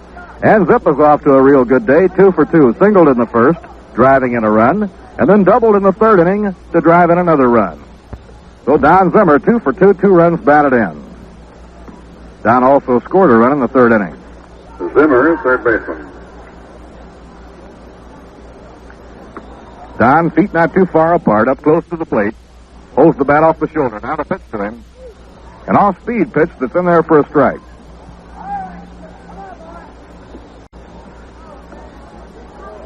Well, you feel almost as cheerful as on Christmas Day when you get weather like this after the day we had yesterday over in Vero Beach. Most of the games in this area were rained out yesterday. The pitch on the way. A little bit low, Zip laying off of it. 1 ball, 1 strike.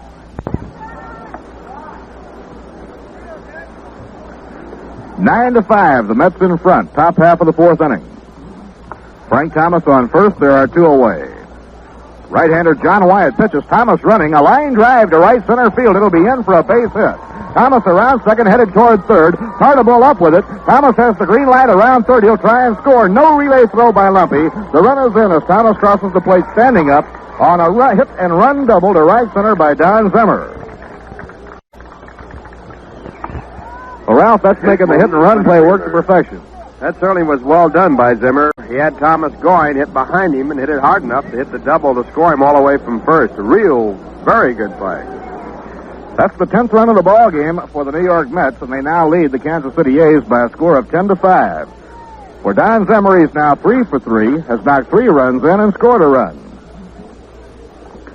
2 doubles and a single for Don Zimmer. Now Jim Hickman is up. Jim lined the base hit to left field, driving 2 runs in his last time up.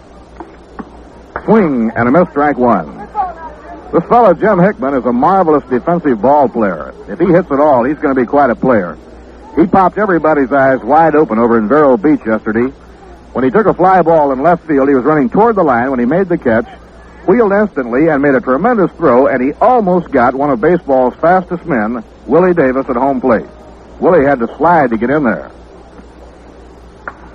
A high fly hit down the right field line. Galloping toward the line goes Gino Simoli, but the wind carries it foul over on the roof of the tool shed, and it bounces out of play.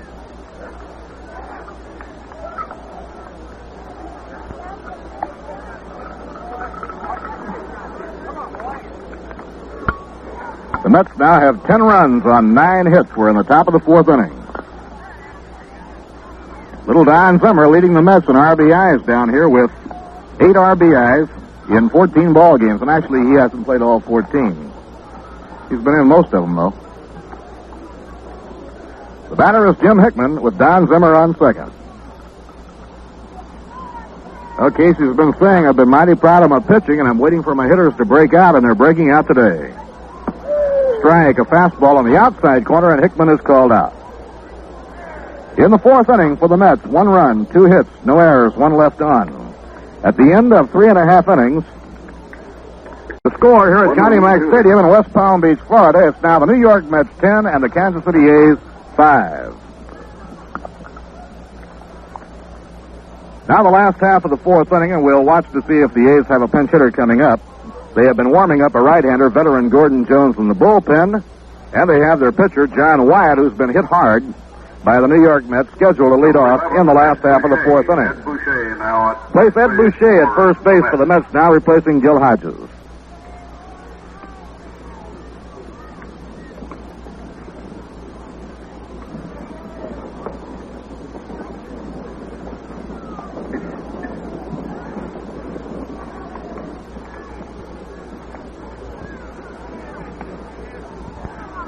Bill Lajoie has come out of the dugout and may be the pinch hitter for John Wyatt. Lajoie will long be remembered by the Baltimore Orioles because he was one of 2 players, in addition to money, that they gave up to the Los Angeles Dodgers to acquire a slugging first baseman by the name of Jim Gentile. Bill Lajoie from Garden City, Michigan. He's 27 years old. A 6-footer who weighs 180. And last year at Omaha, he had a good year, batting .320. He was traded to the A's by the Dodgers along with Gordy Winhorn for Bob Prescott and Jay Ward and outfielder Stan Johnson.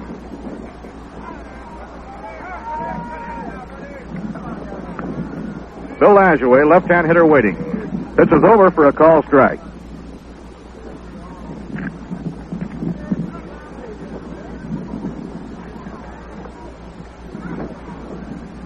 Nobody on, nobody out. Last of the fourth, Mets 10 and the Kansas City A's 5. Bob Miller out of his windup pitches. Breaking ball, swung and missed. 2-strike count.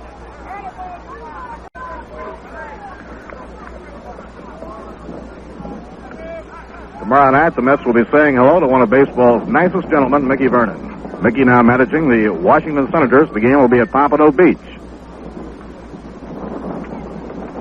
Taken high by Bill Lajoie, 1 ball and 2 strikes.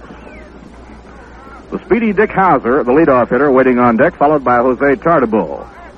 One thing about this young team that the A's are experimenting with, if they go with it, it'll be a team with a lot of speed. Breaking ball inside, 2-2. 2 of the veterans of the A's, pitcher Jerry Walker and outfielder Gene Stevens, have been kept on the sidelines with injuries. Walker hurt his back in the early part of spring training, but he's all right now, and Gene Stevens has been kept out of action with a bad knee. Hit hard on the ground, down to first. Ed Boucher makes the play, waves the pitcher Bob Miller off, and makes the play unassisted. 1 away and nobody on. Hauser, shortstop. Here comes Dick Hauser. He had a great rookie season last year. Little fellow was more than they dreamt he would be. He was one of the real base stealers in the major leagues last year. He swiped 37 bases. Hauser, a right-hand hitter. Only Louis Aparicio of the White Sox could fill for more bases in the American League last season than Dick Hauser. Outside and low. And batting leadoff, he knocked in 45 runs and he hit for a good average.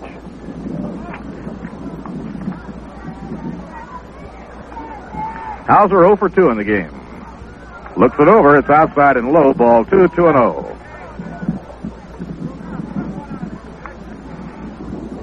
Bob Miller working on the mound for the Mets. And Hobie Landreth behind the plate. Pitching 2-0. Over his head, it's taken. Ball 3, 3-0.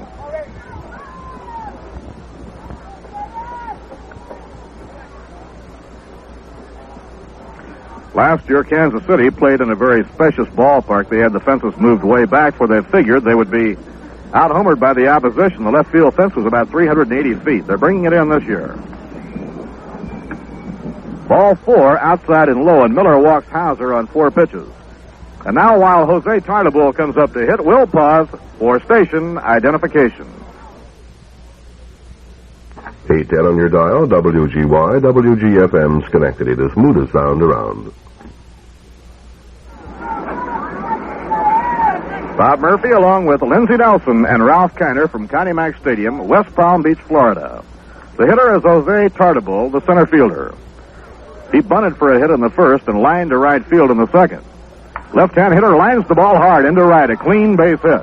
Dick Hauser sprinting around second. He's on his way to third. The throw comes in from Gus Bell, and the A's have runners on first and third. This Tartabull putting together a strong game. He dumped a bunt down the third baseline, beat it out for a hit in the first. In the second, he hit a hard liner that Gus caught in right field, and now he singles with a liner into right. Now Cookie Lavagetto is sending the sign down toward the bullpen, and we may get some warm-up action for the Mets. The batter is Jerry Lumpy, the veteran second baseman. Lumpy hit a two-run homer in the first and singled to center in the third. He's 2 for 2.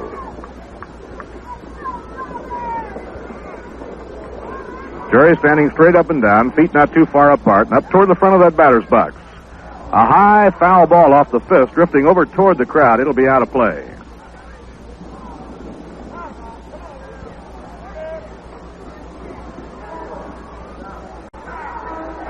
Runners on first and third, one down, last of the fourth inning, 10-5, the Mets in front. Cleanup hitter Norm Seaburn on deck, and then the left fielder Manny Jimenez. Next pitch. Rammed hard up the middle, a base hit to center field. Hauser is in to score. Tartabull is around second. He'll go on to third. And now it's a 10-6 ball game. The Mets lead cut to 4. So that gives Jerry Lumpy 3 for 3 and 3 runs batted in.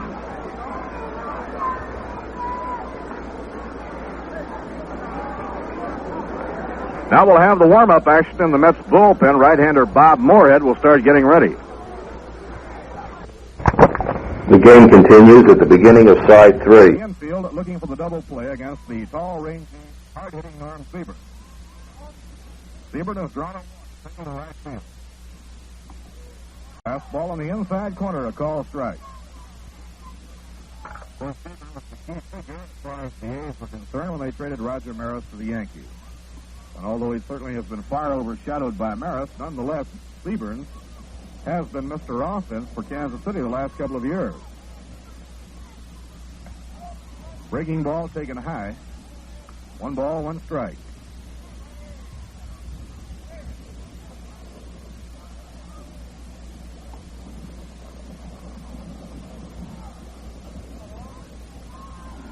Last year, Seaburn hit 18 home runs and knocked 98 runs in. He led the A's by a wide margin in the power departments. The same was true the previous year. A drive to right center field, hustling for it is Hickman. He'll have to play it on a hop. It's a base hit. Jose Tartabull is in to score the 7th run of the game for the Kansas City A's. And they now have runners on first and second, 1 out. They have 2 runs in here in the last of the 4th inning. And that's 3 hits in a row. Tartabull, Lumpy, and Seaburn connected. Jimenez, left fielder.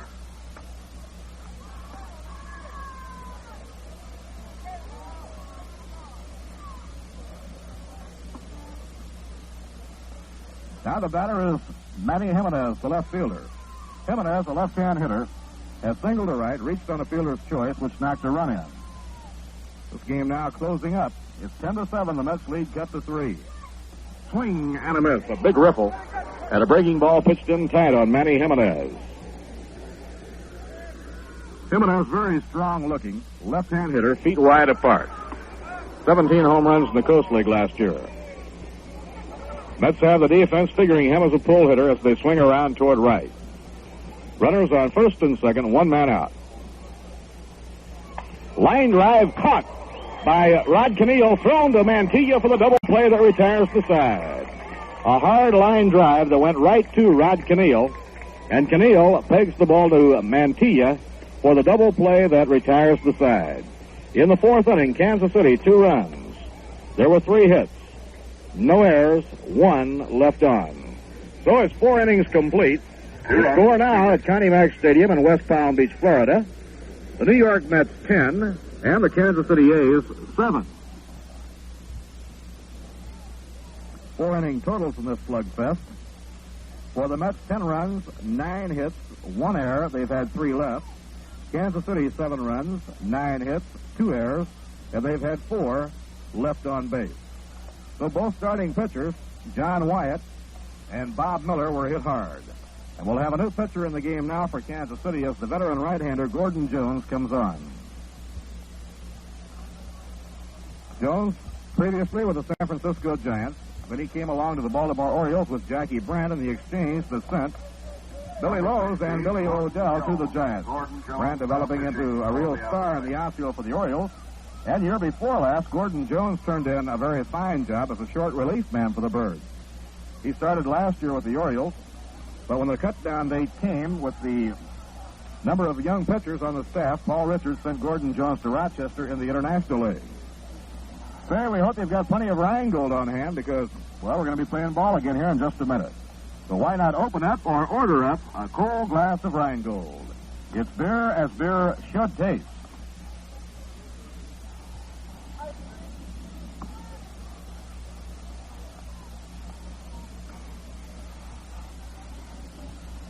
Rookie right-hander John Wyatt was hit hard. In 4 innings, he gave up 10 runs, 9 hits. He walked 3, and he struck out 1. Heretofore, in the spring training appearances, Wyatt has been very impressive, and the A's were quite high on him. Obie Landreth leading off against veteran right-hander Gordon Jones. Gordon actually is on the Portland roster. Taken high, ball 1. 31 years old. Not the type of pitcher that can overpower you. He relies on a good sinker and tries to keep everything down low. The infield and the outfield around toward right. Ball 2, 2 balls and no strikes.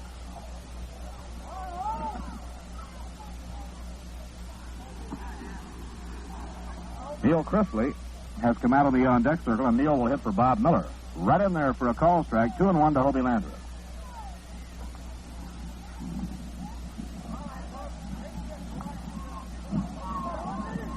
Bob Moorhead cranking up in the bullpen for the Mets. He'll be on to pitch in the last of the inning. Ball 3 is outside, and now Gordon Jones was behind 3-1. Gordon Jones, who has spent time with the St. Louis Cardinals, San Francisco Giants, and the Baltimore Orioles. 3-1 delivery, and it's a high pop foul back toward the dugout. Hoping for a play as Haywood Sullivan. He's waved off by Wayne Causey, and he takes it. Third baseman Wayne Causey came right over side by side with him and took it. So it's 1 away in the top of the 5th inning, and the pinch hitter now is Neil Chrisley.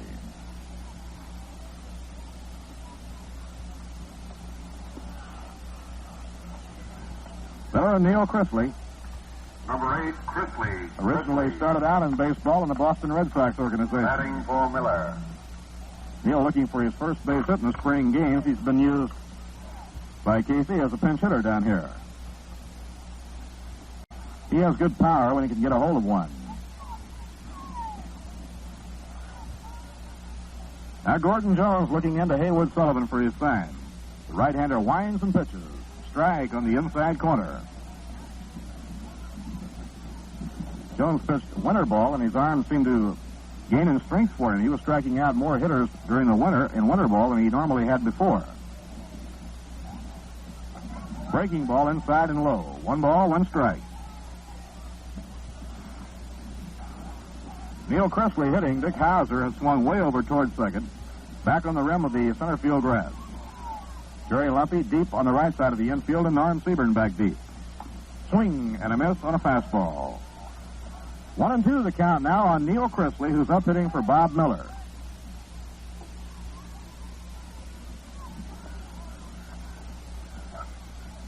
Bob Miller was tagged freely in this game this afternoon. In 4 innings, the blonde right-hander gave up 7 runs, 9 hits.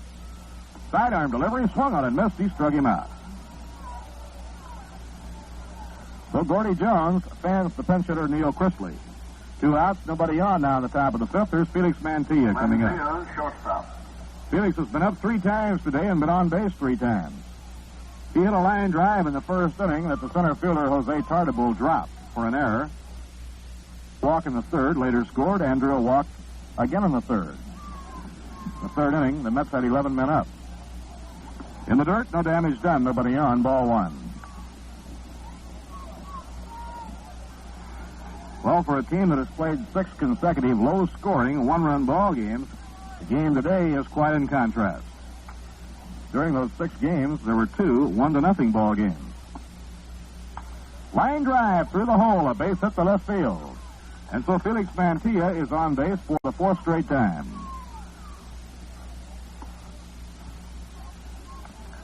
That's base hit number 10 for the New York Mets, and it brings up second baseman Rod Keneal. Rod reached safely in the first on a boot charged to Norm Faburn. Then he smacked one down the left field line in the 3rd inning for a double. Was called out on strikes for the final out in the 3rd. Mantilla and Keneal were both up twice in the 3rd inning. You joined us late. The Mets scored 6 of their 10 runs in the 3rd. Ground ball bounced towards short to his right as Hauser. He grabs it, throws to Lumpy, and they get the force play on Mantilla to retire the side. So the Mets are out in their half of the 5th inning. No runs, 1 hit, no errors, 1 left on. We've come halfway, and at the end of 4.5 innings, the score, the New York Mets 10 and the Kansas City A's 7. Now the last of the 5th inning at Connie Mack Stadium, West Palm Beach, Florida, on a real sunny, pleasant afternoon. Bob Moorhead is on now to take over the pitching for the New York Mets. Bob Miller in 4 innings allowed 7 runs, 9 hits. He walked 3, and he struck out 4. Last year at Jersey City, Moorhead won 5 and lost 6. The year before last at Jersey City, he was 8 and 9. So Bob has had ample minor league experience beginning in 1957 when he pitched at Temple and at Allentown. Gino Cimoli leading off against Bob Moorhead in the last of the 5th inning. The Mets out in front by 3. The windup by the right-hander. His pitch, swing and a miss, strike 1. Gino, playing right field, was up twice, and both times he took a called 3rd strike from Bob Miller. Gino deep in the box, feet wide apart. Buzzer right in there for a strike 2.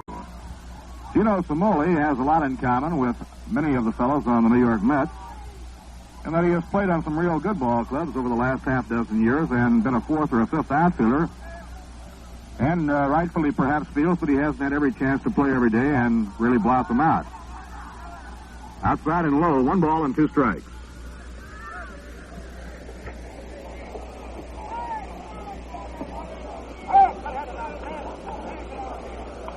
Gino Cimoli facing Bob Moorhead, no relation to Seth Moorhead.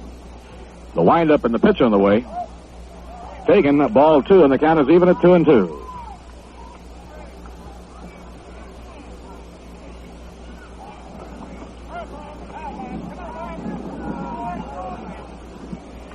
Bob Moorhead makes his off-season home in Lemoyne, Pennsylvania. He was born in Chambersburg, Pennsylvania. Strike 3 called. He whipped that one over the outside corner, and Gino Cimoli, for the 3rd straight time, is caught looking at a 3rd strike. 1 away and nobody on, last of the 5th inning, and that brings up Wayne Causey. Wayne Causey, you may recall, was one of the flurry of bonus players signed by Paul Richards when he left the White Sox and took over in the dual role as general manager and field manager of the Baltimore Orioles. He's a left-hand hitter. Strike 1. Last year, Andy Carey opened the season at 3rd for the A's. Then when Wayne Causey got a chance to play, he came through so well that the A's were able to trade Carey to the White Sox. Inside and low, 1 ball and 1 strike.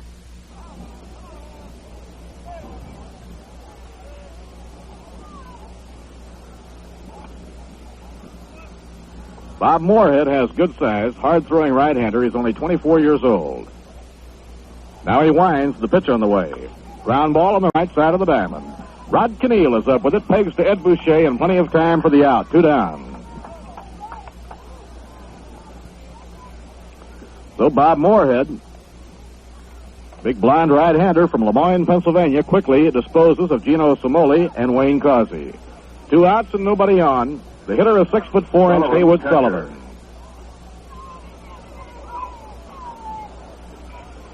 Moorhead cranking up. Down comes his pitch. Outside and low, it's ball 1.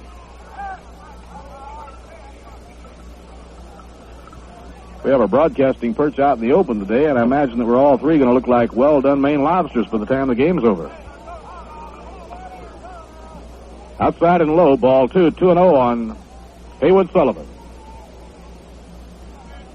The way the weather has been the month of March in Florida, not too many people are walking around with much of a suntan. Strike, good fastball in the outside corner, 2-1.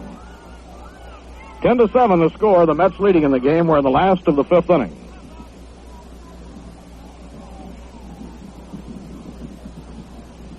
Pitching 2-1.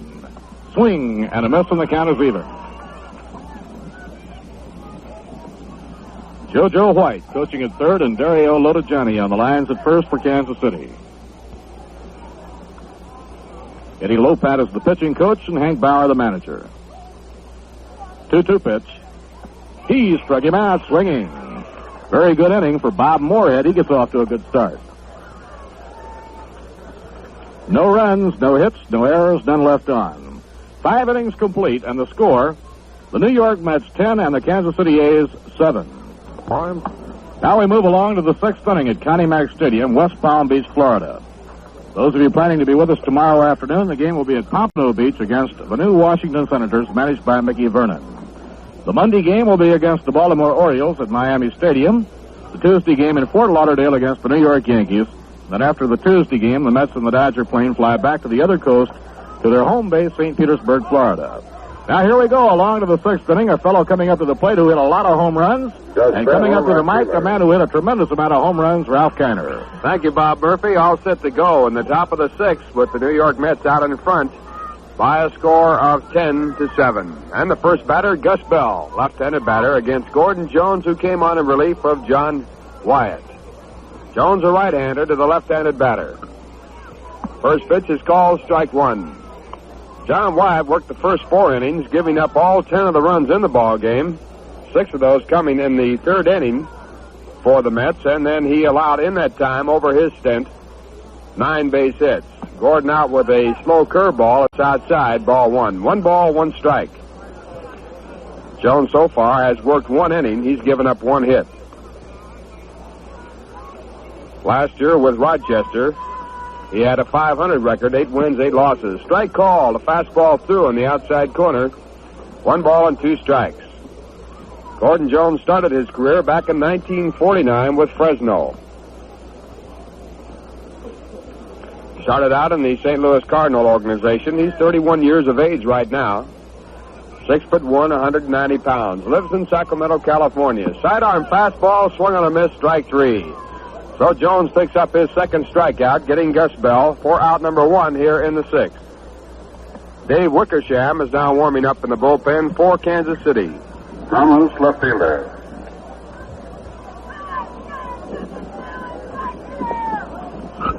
Frank Thomas stepping in. Gus Bell now 1 for 4 on the day. He has scored a run, and he has driven in 2 big ones. That was in the 3rd inning.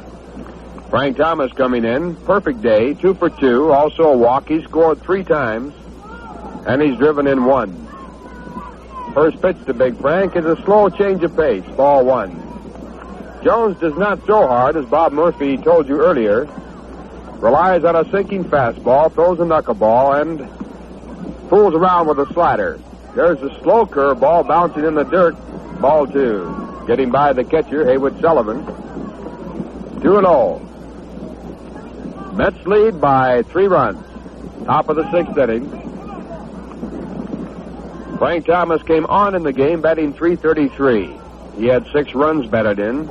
So his 2 for 2 today will add to that average. And he now has 7 RBIs for the spring training season. Frank has missed some RBIs by not more than a couple feet on some long drives over the left field fence throughout the spring training season. Just foul. Fastball that's through high, ball 3. Frank last year had a big year for Milwaukee after being traded there from Chicago. The 3-0 pitch to Thomas. Strike called. He was taking 3 balls, 1 strike. Strangely enough, Thomas did not hit well in Chicago, and that has become a hitter's park. Years ago, the wind blew in most of the time in Wrigley Field there. But over the last 6 or 7 years, the prevailing wind has been out, and it's become quite a hitter's park. Ernie Banks doing very well there. One of the top hitting shortstops of all time. So now we have a 3-1 situation with Gordon Jones taking time on the mound. Now the windup to Frank Thomas, high inside, ball 4. So Thomas is on for the 4th straight time, his second walk. And the batter stepping in, Ed Boucher, who is in the game as a batter for the first time, replacing Gil Hodges in the 5th inning. Walk number 4, picked up by the Mets in the ball game. They have a total of 10 hits. 10 hits and 10 runs. Back to Ernie Banks for a second. He's now playing first base for the Chicago Cubs. Fastball that's high, ball 1. Boucher, a left-handed batter, against the right-hander Gordon Jones.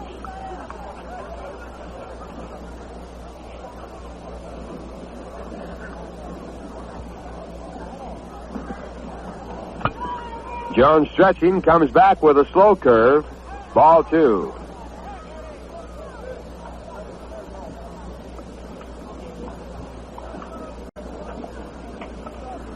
Ed Boucher over to the Mets from the Chicago Cubs, also played there with Frank Thomas.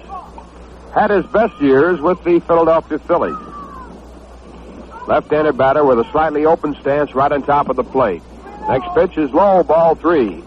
Boucher has a slight hitch in his swing, and Rogers Hornsby, the batting coach for the New York Mets, has been trying to work on him, trying to get the hitch out.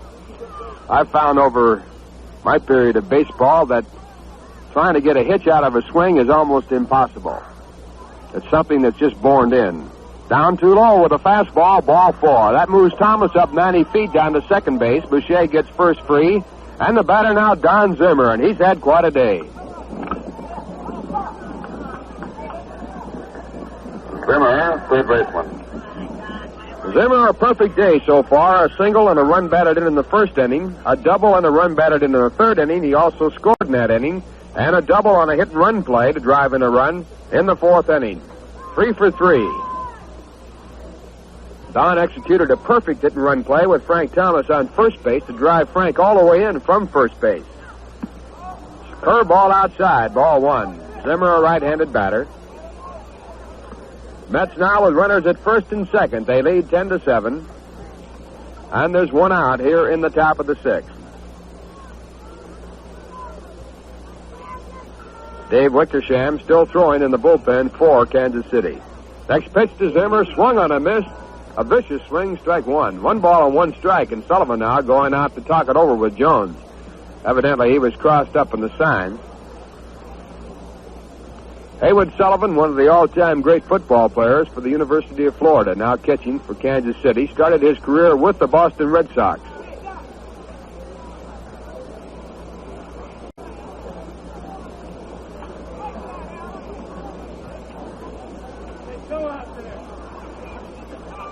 Now Sullivan back behind home plate, giving the sign to Gordon Jones, the right-handed pitcher. 1-1 count. Don Zimmer crouched over, takes outside corner, strike 2. Perfect curveball, breaking on the outside corner, 1 ball and 2 strikes. Outfield shaded just a shade towards right field, and the center fielder playing very deep.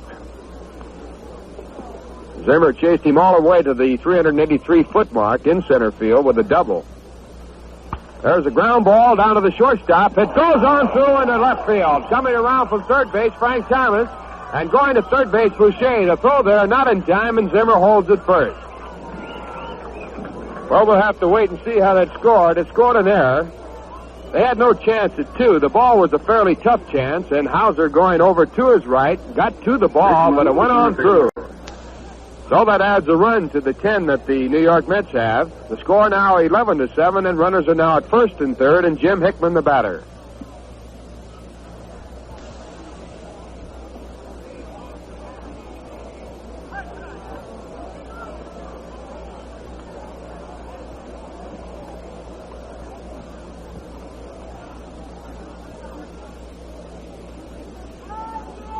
Jim Hickman, 1 for 3 in the day, has a single and has scored a run. Right-handed batter, big tall fellow, very good-looking ball player.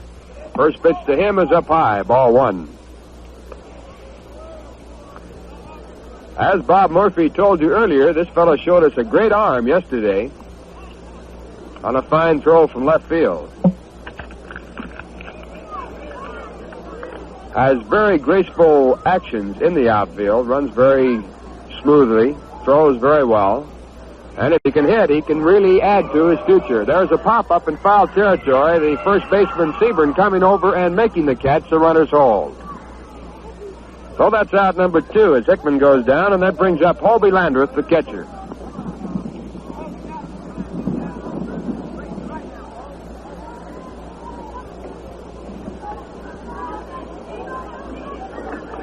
Landreth, catcher. Hobie Landreth, a left-handed batter, stepping in the batter's box. Score now 11-7 in favor of the New York Mets. 2 outs in the 6th.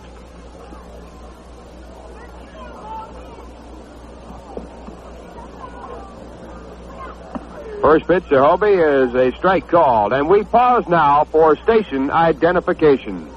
Strike count. Hobie Landreth, the batter, with 2 outs. And the next pitch is drilled through the center into center field. A base hit. That'll score a run. Run number 12. There goes Zimmer to third base. The throw is not in time as Zimmer makes a head-first slide. And on the throw to third, Landreth goes on down to second.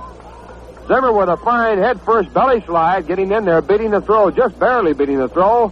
And now the Mets lead by a score 12-7. A base hit for Hobie Landreth. And that brings up the pitcher for the first time, Bob Moorhead. Number 22, Bob Moorhead. Bob Moorhead, pitcher.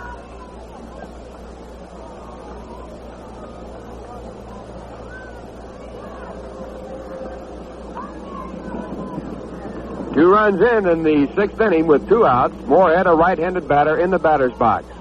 Zimmer out at third base, covered with dirt after that head-first slide. Landreth out at second. First pitch to Moorhead is a curveball outside. Ball 1. Well, there was a rumor before the ball game that Gordon Jones was going to be shown off here, possibly for the benefit of Mr. George Weiss, the president of the New York Mets. But Jones has not looked too good in his short stint against the Mets today. There's a slider that's outside, ball 2.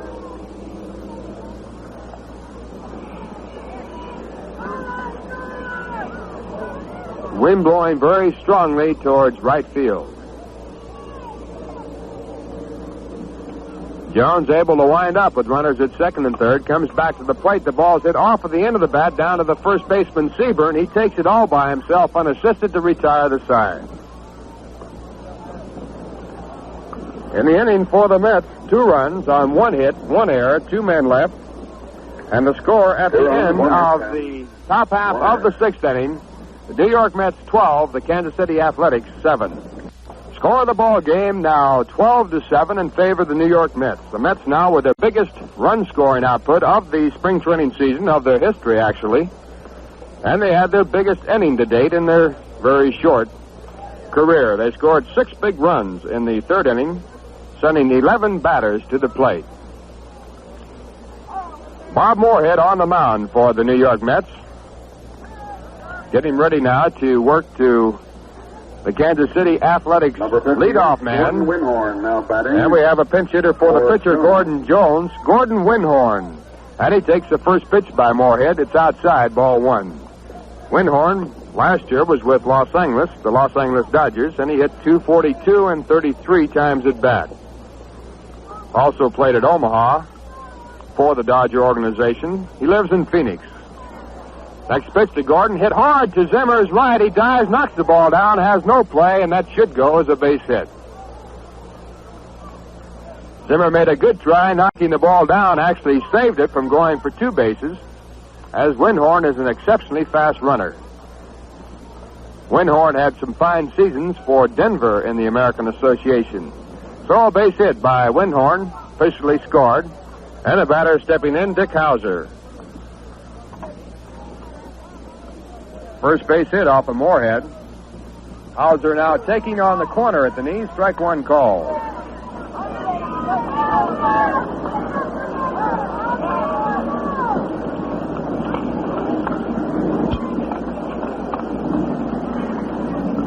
Winhorn not being held on by Boucher. And the next pitch to Hauser, good curveball. Call strike 2. Boucher playing behind the man, as he does not figure to run. as the Kansas City Athletics trail in the ball game by 5 runs. Bottom half of the 6th inning. And it's percentage baseball to play it safe at this spot and go for the big inning. Strike 2 pitch, just missing. A curveball, ball 1. 1-2.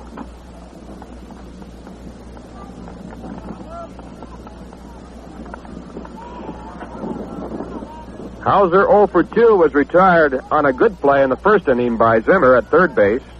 Flied out to center field in the 2nd and walked and scored a run in the 4th. Right-handed batter, fast man. There's a foul ball, and on the play, Hauser was fooled completely on a curveball and had to throw his bat to get a piece of it and just barely did. So he stays alive. The count 1-2 as the ball went off the end of the bat while the bat was flying through the air down towards Don Zimmer. Zimmer picked it up, handed it back. Well, that's when you're having a good year, when you can throw the bat at the ball and still stay alive. One of the all-time great bat throwers and base hitters off of bat throwing was Dixie Walker of the Brooklyn Dodgers. There's a curve that's down low, ball 2. Many a time in a hit-and-run play with the pitcher pitching out, Dixie would throw the bat at the ball and actually come up with a base hit. Please get down so the people behind you can see the game. He was an outstanding hit-and-run man. Get down so they can see the game. Dixie now living down in Birmingham, Alabama. Ground ball down to Zimmer. He's going to second with it. In time to first base. In time. Not in time. They picked the first man up at second base on the force play. As Mantilla turned it to the second baseman, Canille, and then the throw to first base, a close one, and the umpire said safe. Ralph, I'd venture a guess that if this were a regular season game, we might see number 37 coming out for a little face-off. I'm sure that manager Casey Stengel might make an appearance in the regular season on a decision. Not that we're right or wrong on it, but he'd like to get out. There he is. He's got to say hello to his fans right here in town. Well, we're not trying to umpire the play, but when they're that close, why, you just got to go out and talk to them about it and explain. Oh, sure, you have to get out there once in a while.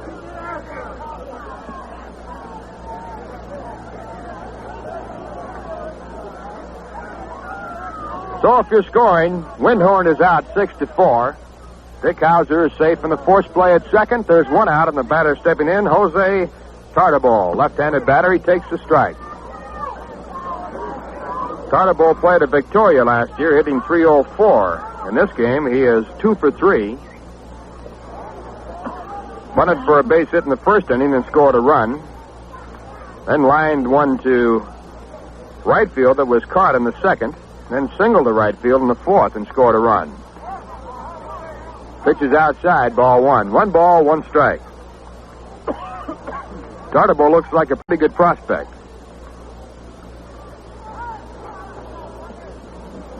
Stands with a closed stance right on the plate.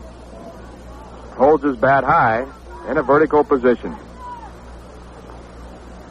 Bob Moorhead checking the run at first, who's not being held on. There's a ground ball hit in the hole. Canille goes over, keeps it in front of him, then can't pick it up as it bounces off of his chest, and the batter Tartabull is safe. On the play, Hauser moved down to second base. There are now runners at first and second.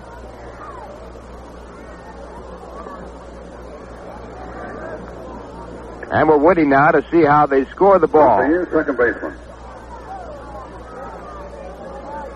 It was a fairly difficult chance, but not too difficult. And still no sign on the board. We'll have to go that it might go as an error. Now coming up, Jerry Lumpy. Lumpy with a 2-run home run in the 1st inning. Has a perfect day going for him as he's added 2 singles to the home run, and he's 3 for 3. A left-handed batter. Fine hitting second baseman. Runners at first and second, 1 out. First pitch to Lumpy is fouled away, strike 1.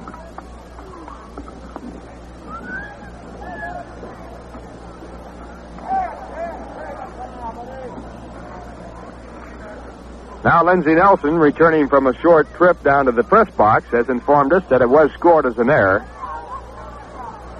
We have no communication at all with the press box where we're broadcasting from, and the scoreboard has no error sign, evidently. 1 strike pitch to Lumpy is high outside, ball 1.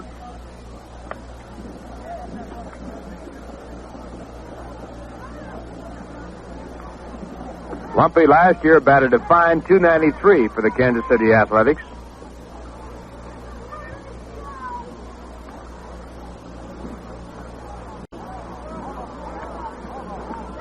Runners at first and second. Moorhead back to the plate outside with a good fastball, but it's ball two. 2 balls and 1 strike.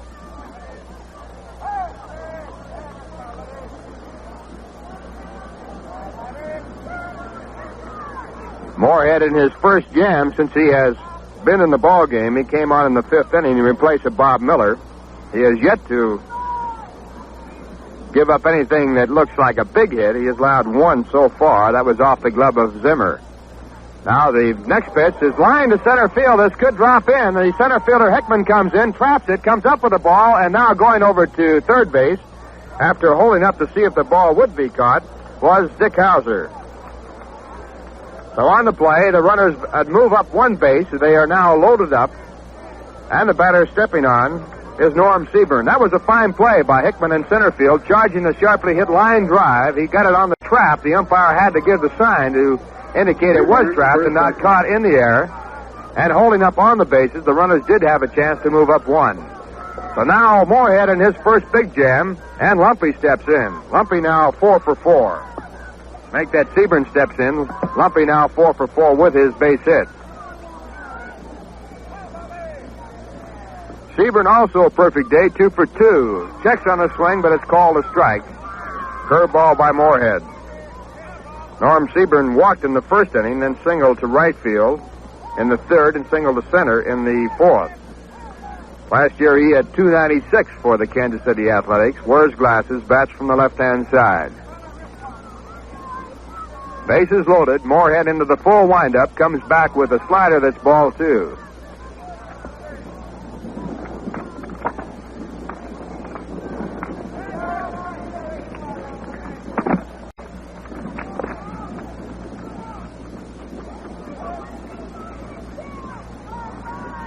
Moorhead taking time. Now swings into the windup. Next pitch is just outside. 2 balls now and 1 strike.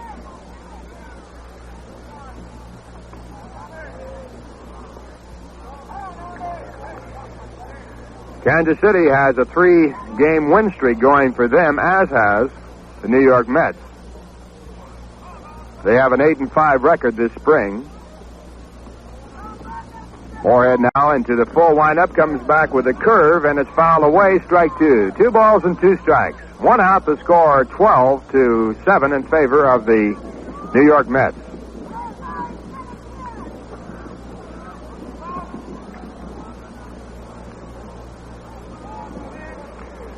Outfield pulled way around. Seaburn a pull hitter. And they're playing deep in right field. The wind holding the ball up and left allows the left fielder to play a little more shallow than normally. The 2-2 pitch by Moorhead is down low, and that goes to 3 balls and 2 strikes. The official attendance, 1,843. 1,843 announced as the official attendance here today at Connie Mack Field in West Palm Beach, Florida. Norley lost again. So now Seaburn and Moorhead all the way out. The string is out. 3-2. They battle right down to the line and into the stretch now as Moorhead checks the runners, backs off the mound. Bob Moorhead going into the stretch position to keep the runners from moving. Now changes to the full windup as they will not be moving with 1 out. Next pitch is checking a swing down on the ground. The play is coming home. Landreth makes the catch on the force play, and that retires out number 2. On the play, of course, the runners all moving up. And Seaburn would have had a walk. He tried to check on the swing. The ball was high and away, but couldn't get his bat out of the way. And he dribbled it down towards Zimmer at third base. John up with the ball, took the option of throwing to home plate, and he picked up the force out there. So now 2 away, and the batter is Manny Jimenez.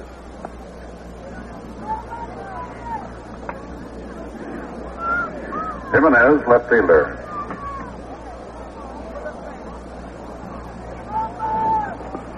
Manny Jimenez, a left-handed batter with a single and 3 times up. Pulls the first pitch foul down towards the right field side, strike 1. Jimenez with a fine year at Vancouver in the Pacific Coast League last year. Hit .305. Has a little bit of the Mel Ott stance in him. He picks up that front foot and sets it down again. Mel, of course, picked his foot way in the air. Jimenez doesn't do that far. Now Moorhead into the full windup. Back with a curve. It's off the end of the bat. Zimmer will come up with it and take the play at third all by himself, and that retires the side. In the inning for the Kansas City Athletics, no runs on 2 hits, 1 error, 3 men left, and a score at the end of 6 complete innings. The New York Mets 12, the Kansas City Athletics 7. Dave Wickersham now pitching for the Kansas City Athletics, looks in for the sign. Right-hander. Had an 0-2 record at Kansas City last year. Mantilla pulls foul. Strike 1. 1 ball and 1 strike. He also pitched at Shreveport, where he compiled a 14-11 record.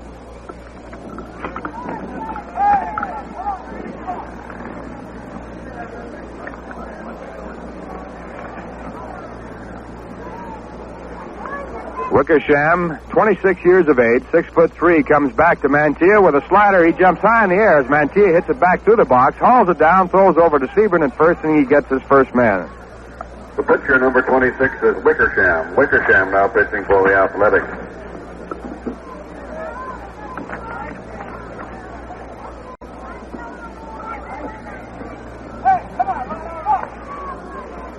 That brings up Rod Cannell. Rod with a double and 4 times up. Has scored 2 runs, batting from the right-hand side. Wickersham started playing ball in 1955 with Burlington. There's a strike called.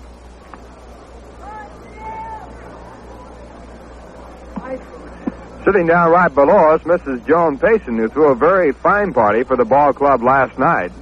There's a ball hit out to right field. The right fielder coming on strongly is there, and he makes a catch. Samoli coming in quickly took that ball in shallow right field for out number 2. 2 up and 2 down as Wickersham gets his first 2, and the batter stepping in is Gus Bell. Also Mrs. Don Grant. Bell, Mrs. Casey Stengel down below us. So the feminine side watching this ball game. That was really a nice party we had right here in West Palm Beach. 2 outs. The first pitch to Gus Bell is high, ball 1.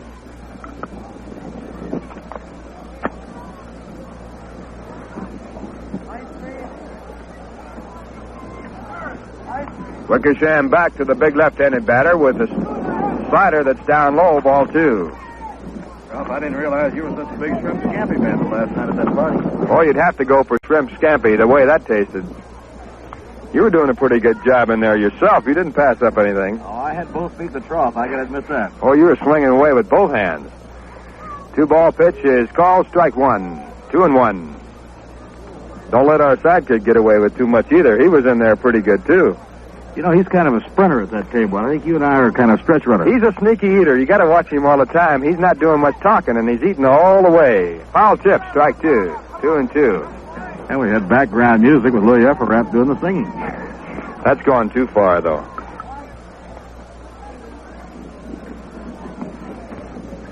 Two balls and 2 strikes, 2 out, top of the 7th inning.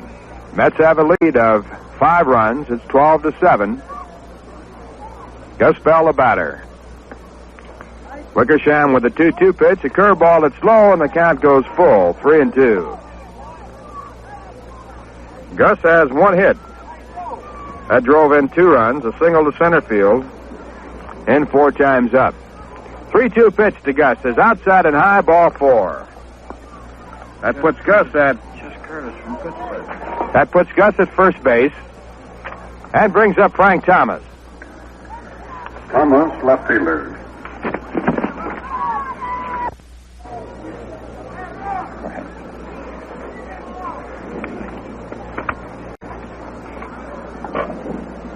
Frank Thomas with a double, a single, and 2 walks. He's been on base 4 times, driven in 1 run, and he scored 4 runs. Thomas, a busy man. Got a good workout, scoring from first base on a hit-and-run play. Curveball, it's inside to Frank, ball 1. Demerit now running for Bell. Demerit running for Bell. John Demerit just in the ball game as a runner for Gus Bell, and he'll stay in for him defensively. Curveball's pulled foul, strike 1. 1 ball and 1 strike.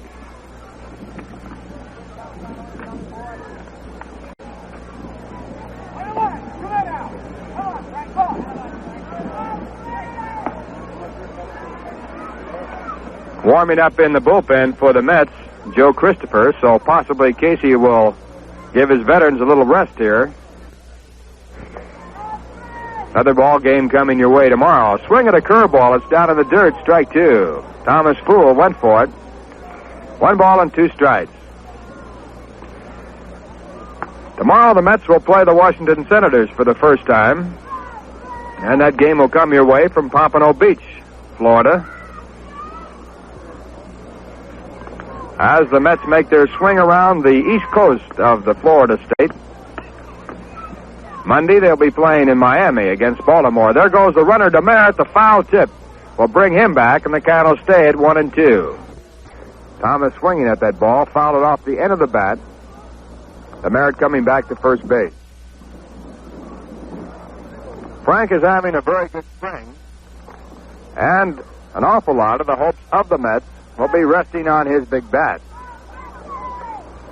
Frank is actually looking forward to playing in the Polo Grounds. He's a very strong pull hitter, and the short left field fence there will allow a lot of his balls to go in the stands fair. There goes the runner again. This one's off the end of the bat into right field, a base hit. Demeritte will get third base with no trouble. The throw goes to second, and Thomas gets another base hit. That puts him on for the 5th time, his third base hit, and brings up Ed Boucher. Runners now at Boucher first and third. First baseman.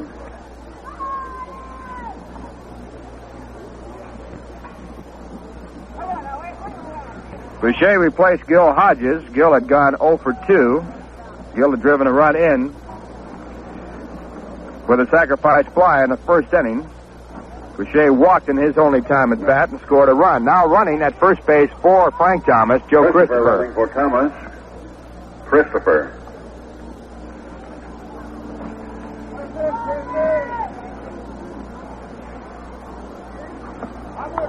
Now a pick off at first base. Christopher is going down to second, and he's there. Now a throw to third, and he is there.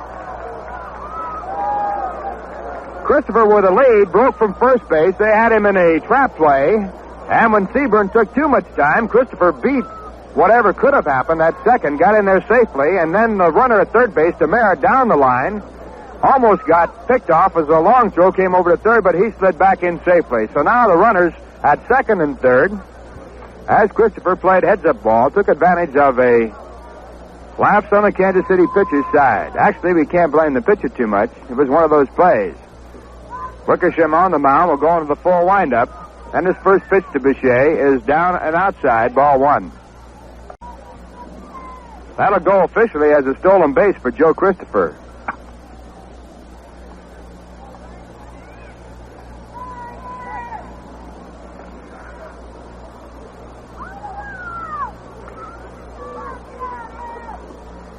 Ed Boucher, the batter, swings and misses at a slider. Strike 1. 1 ball and 1 strike.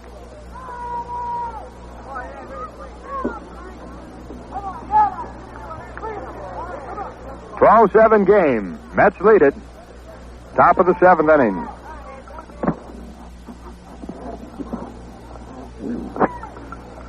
Now the right-hander back to the left-handed batter, and a drive to right field. The right fielder, Samoli, is back near the wall, and he makes the catch. That ball was not high enough, or it would have gone over the fence. Sharp line drive that retires the side. In the inning for the New York Mets, no runs on 1 hit, no errors, 2 men left on. And the score at the end of 6 1/2 innings of play, the New York Mets 12, the Kansas City Athletics 7. Well, put Joe Christopher in your lineup out in left field in replace of Frank Thomas, and out in right field, John Demeritte. Jim Hickman still in center field, and defensively for the New York Mets, we have Landreth behind home plate. At first base, Ed Boucher. Rod Canneel at second. Felix Mantilla playing shortstop, and Don Zimmer at third.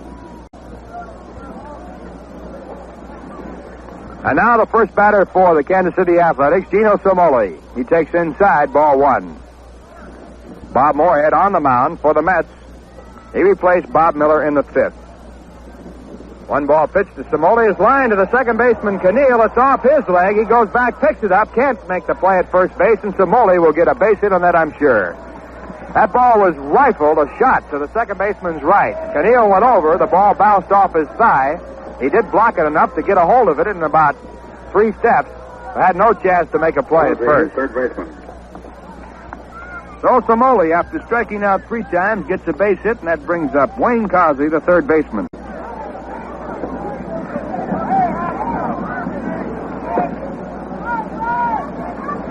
Causey 1 for 2 as a double, takes the strike call. Wayne batted .276 for the Kansas City Athletics last year. Left-handed batter, not much power. Although he doubled off the wall. He's a spray hitter. There's a ball on the ground to Ed Boucher. He makes the play at the shortstop, covering second, and there's no return in the throw. Mantilla making a fine catch of a throw that was a little offline, and that's out number 1. Causey safe on the force play, fielder's choice. Sullivan, catcher.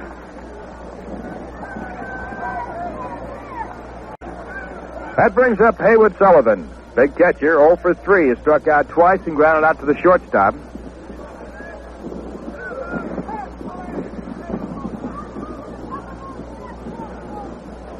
Haywood was one of the prize pupils of Joe Gordon when Joe was the manager of the Kansas City Athletics. Joe also working hard on being a batting instructor right now for the Los Angeles Angels. Curveball outside, ball 1.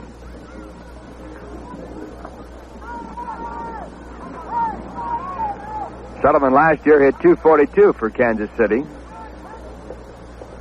Has good power, does not pull too much. The outfield playing straight away. There's a chance at a pickoff play. The throw down to first base is not in time as the curveball is outside.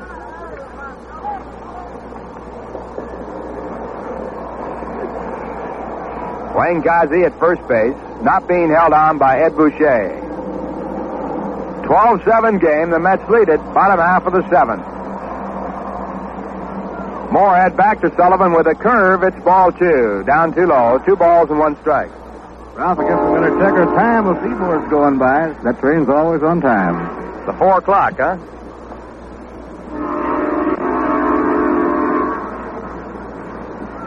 Two balls, 1 strike, 1 out.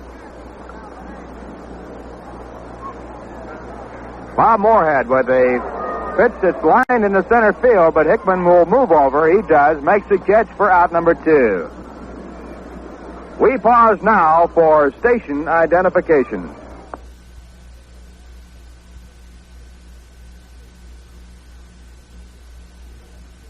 This is WGY Schenectady, 810 on your radio dial. Third pitcher for Kansas City, Dave Wickersham, a right-handed batter. 2 outs to score 12-7. The New York Mets out in front.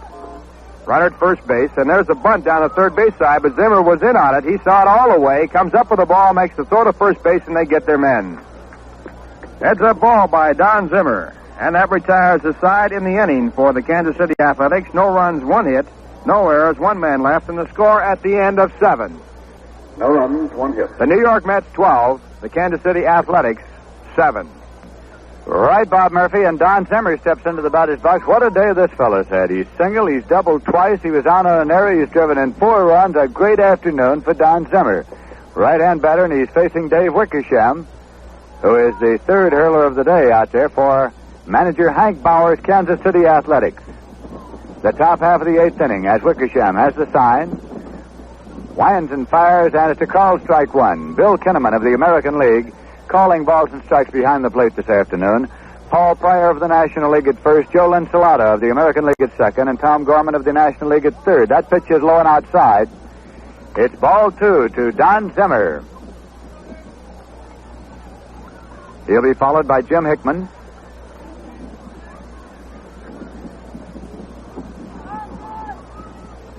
The New York Mets off to an early lead this afternoon. They have never been behind in this ball game. Here's the pitch. It's inside for a ball.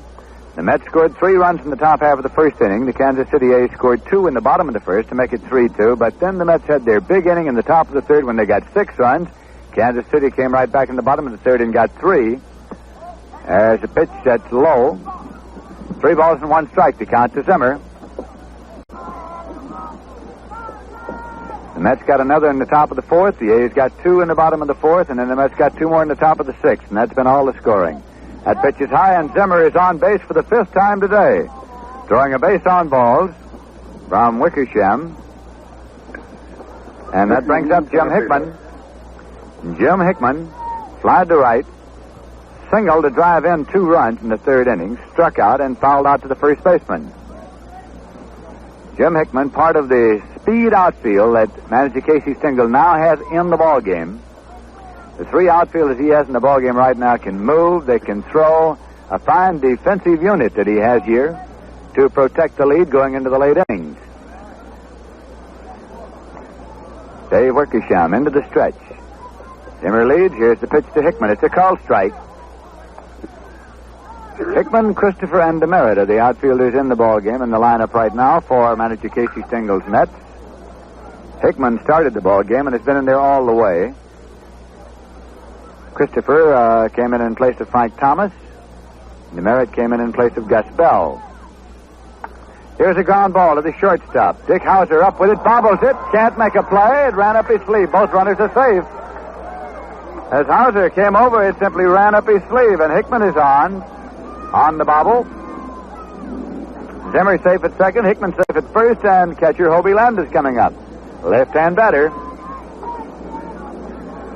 Landis, catcher. That is the 4th Kansas City error of this afternoon.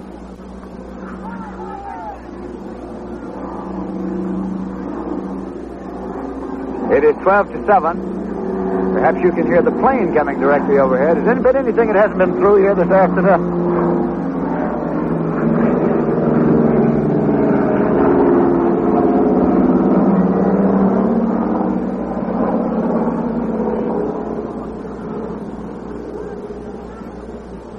All right, now with the plane having passed over, we're set to play once again as Dave Wickersham had taken time out. Now he's up on the rubber.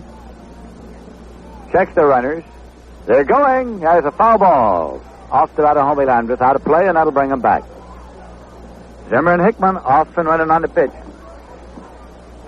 They return to their bases.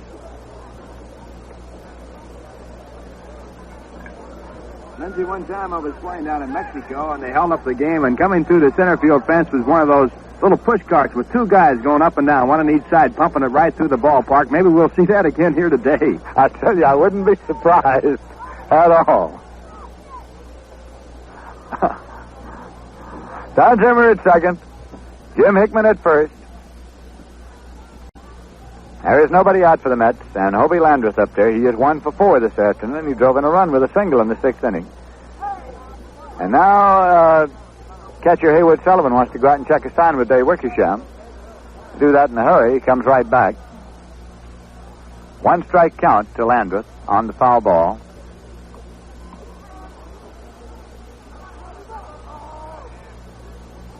The Mets leading by a score of 12-7.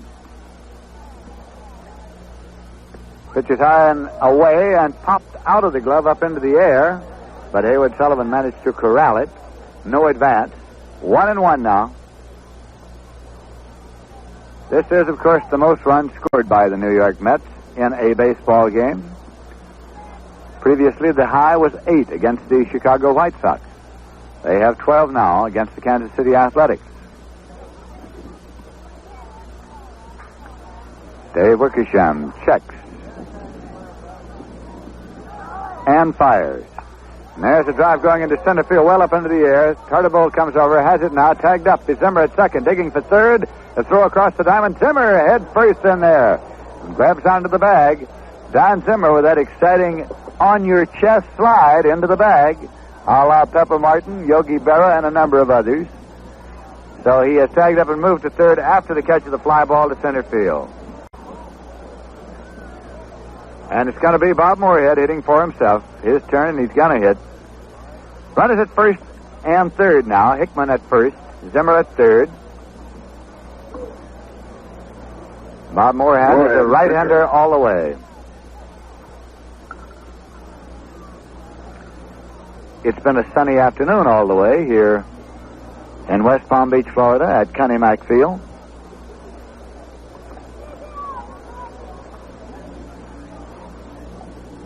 Moorhead standing in and waiting as Dave Wickersham is revving up the baseball.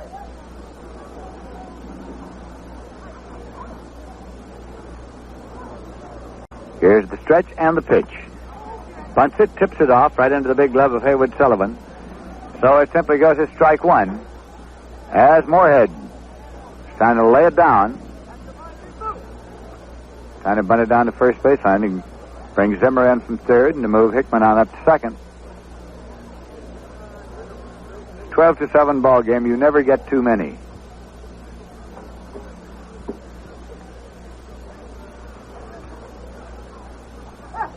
The pitch. There's a ground ball to shortstop. Hauser's over it. He goes to second for one. The relay on to first. And he got him. Double play. And that retires the side as Moorhead hits into a double play from Hauser to Luffy to Seaburn. From 6-4 to 3 if you're scoring. And in the top half of the eighth inning, the New York Mets go out with no runs on no hits, one error, and one man left on base. And so at the end of 7 1/2 innings of play, the score is the New York Mets 12 and the Kansas City A's 7. This is Lindsey Nelson with Bob Murphy and Ralph Kiner here at Connie Mack Field in West Palm Beach, Florida, as we're going to the bottom half of the eighth inning, and the Kansas City Athletics will have the head of the batting order up. Dick Hauser, the leadoff man. He's been up 3 times officially without a hit. He walked once and has scored 1 run in this afternoon's ball game, in which the Mets lead by a score of 12-7. On the mound, Bob Moorhead. Hauser, shortstop. Around the infield defensively for the Mets, in case you've just joined us, Ed Boucher is the first baseman, Rod Keneal's the second baseman, Felix Mantilla at short, and Don Zimmer at third. Here's a ground ball to third. Zimmer has it, straightens up, throws to Boucher. He's out at first base. Hauser has grounded out. So there is one away, and that brings up center fielder Jose Tartabull. He bunted safely for a single in the first inning, flied to right, singled with a line drive to right in the fourth, and was on an error in the sixth. So he's been on 3 times. He is 2 for 4 officially.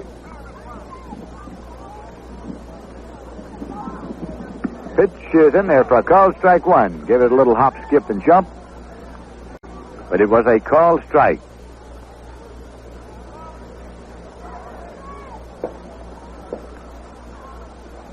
And the pitch is outside for a ball.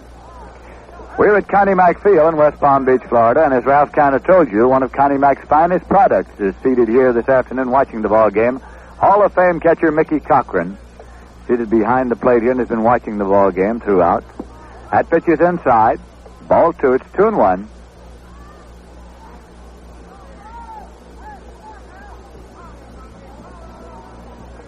Cochran, of course, went on from the Athletics to manage the Detroit Tigers. Pitch is outside. 3 balls and 1 strike now.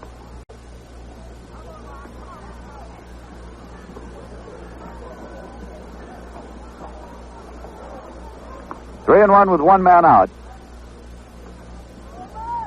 Pitch to Tartabull in there for a called strike. He was taking all the way. It's 3-2.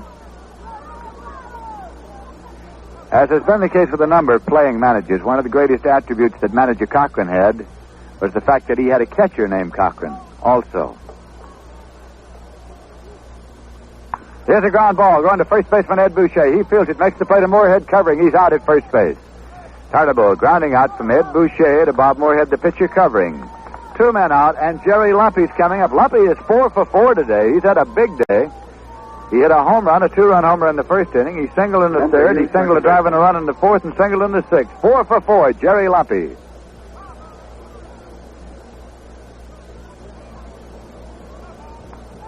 We're in the bottom half of the eighth inning. The Kansas City Athletics batting with 2 men out.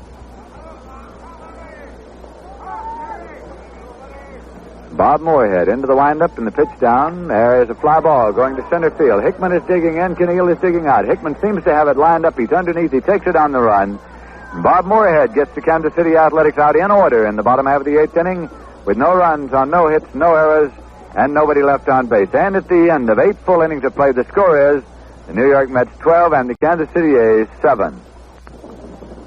This has been a free-swinging, free-hitting baseball game here this afternoon.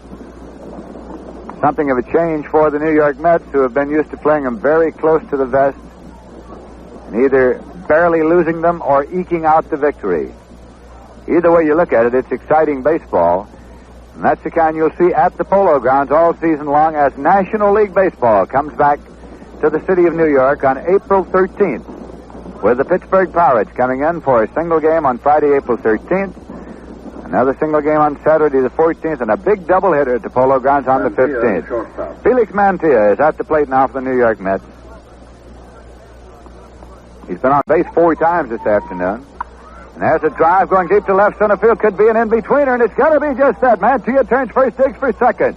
Manny Jimenez runs it down, whips it in, and Mantilla turns second, holds up right there. Felix Mantilla with a well-hit ball in between. Left fielder Manny Jimenez and center fielder Jose Tartabull. It went all the way to the scoreboard. So it is 2 base hits this afternoon for Felix Mantilla, who is making a bid to reclaim the shortstop position on this Mets team. And Rod Keneal is coming up, the second baseman. Keneal had a double in the 3rd inning. He has scored 2 runs. He was on an error in the 1st inning. Keneal forced Mantilla in the 5th. He's been on base 3 times. Nobody out as Mantilla was the first man up for the Mets in the top of the 9th. The pitch to Keneal is in there for a called strike 1.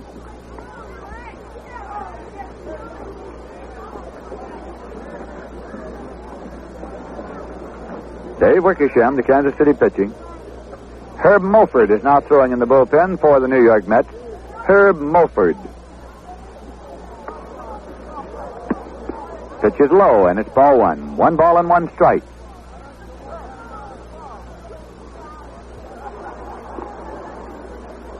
Red Crest, the coach at first base, talking back and forth with a few of the fans there.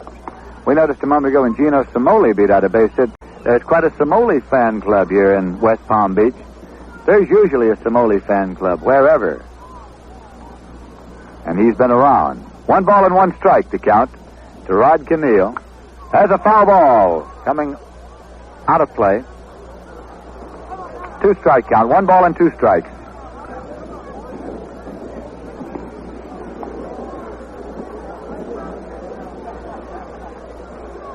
Directly after this ball game, the New York Mets will be moving on into Miami, Florida, where they'll be based for 3 ball games coming up against the Washington Senators, the Baltimore Orioles, and the New York Yankees.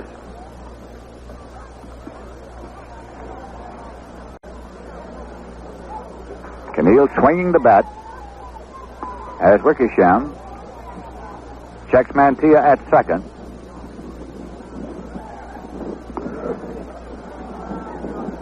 Here's the pitch. Swing and a miss. So he struck him out. 1 man out. Mantilla still at second. And that will bring up John DeMeritt. John DeMeritt came in to run for Gus Bell after Bell walked in the 7th inning. So this is DeMeritt's first time up. 29, Johnny DeMeritt, right fielder. DeMeritt with the open stance. Up there and waiting.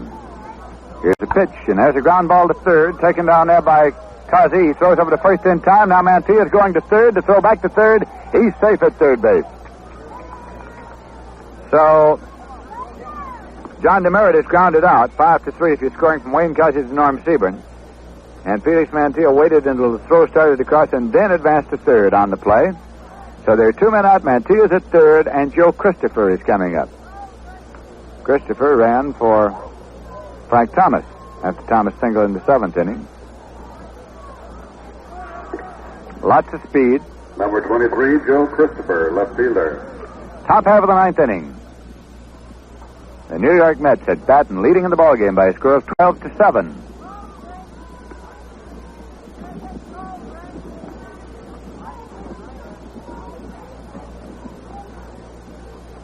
Dave Wickersham with the pitch. Called strike to Joe Christopher.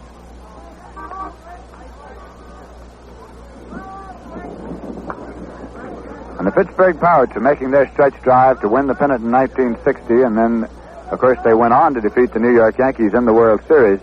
Joe Christopher played a very important part in that stretch drive, figuring in several important victories of the Pirates in the days when they were hanging in there.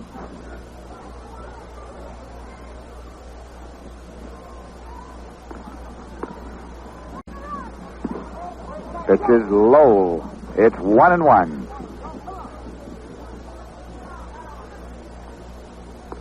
Matter of fact, that year the Pirates had Gino Simoli and Joe Christopher as their extra outfielders.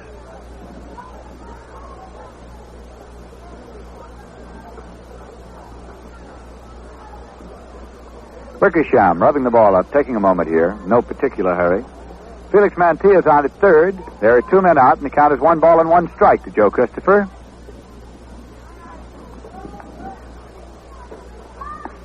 It's a call strike. 1-2.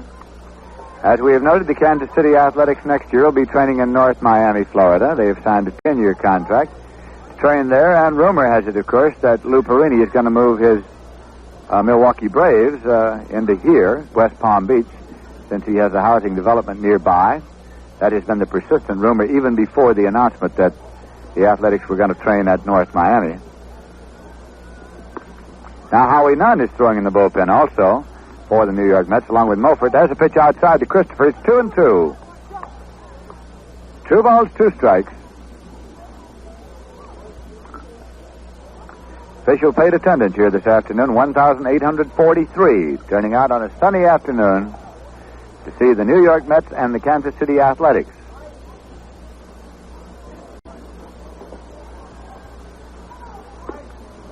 Right-hander Dave Wickersham for Kansas City starts his windup.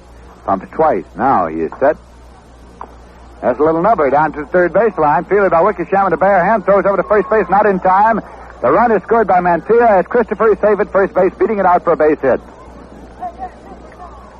Dave Wickersham came over barehanded. It had to get set to throw, and it came up in one big hop, but Christopher was across the bag at first. He gets a single and a run batted in. Little nubber down to third baseline. Boucher, first baseman. So Mantilla has scored for the 13th run of the New York Mets, and they lead 13-7, and Ed Boucher is up there with 2 men out and a runner at first.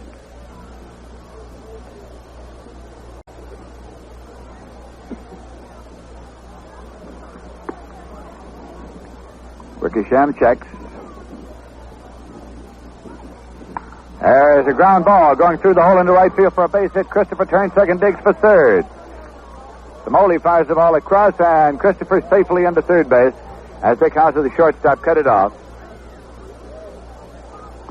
So that is a single to right for Ed Boucher. And brings up Don Zimmer, who has been on base 5 times today. Single, double, double, on an error, and walked. A big day for Don Zimmer. Their runners at first and third now, with 2 men out. And that's leading 13-7 over the Kansas City Athletics. Zimmer, third baseman.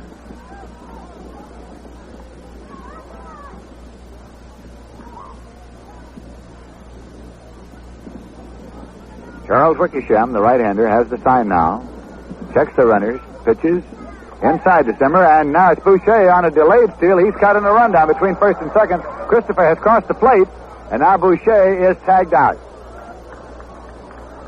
The run does count very definitely, since Christopher crossed the plate before Boucher was tagged out. As the throw went through on the delay, they got the run across, trying a few maneuvers here. Very late, and so in the top half of the 9th inning, the New York Mets got 2 runs on 3 hits, no errors, and nobody left on base. And so at the end of 8 1/2 innings of play, the score is the New York Mets 14 and the Kansas City Athletics 7. We'll be going now to the bottom half of the 9th inning. Cleanup man Norm Siebert is up to lead off for the Kansas City Athletics.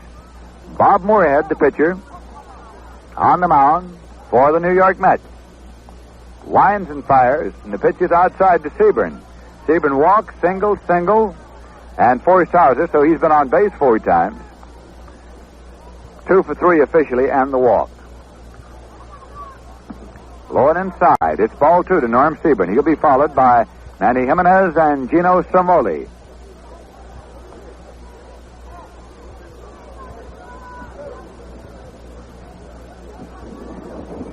Moorhead's pitch. Down low. Ball 3. It's 3-0. Herb Mulford and Howie Nunn throwing in the bullpen for the New York Mets. Trying this afternoon to even up their Grapefruit League record. It's in there for a called strike. It's 3-1. The automatic strike right down the pike to Norm Sebring.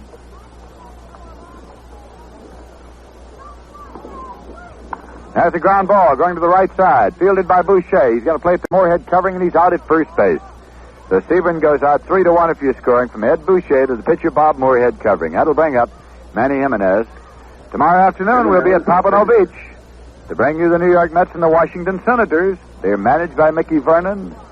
They have ball players like Jim Pearsall and Gene Woodling. So we'll have an exciting afternoon for you tomorrow. The Mets and the Washington Senators. And then on Monday, we'll bring you the Mets and the Baltimore Orioles. And on Tuesday, the Mets and the New York Yankees. Here's the pitch to Jimenez. There's nobody on and one man out. Against the speed of the left-hand batter, down to him at third, in on the edge of the grass. And there's a ground ball to the shortstop deep. Mantilla has it.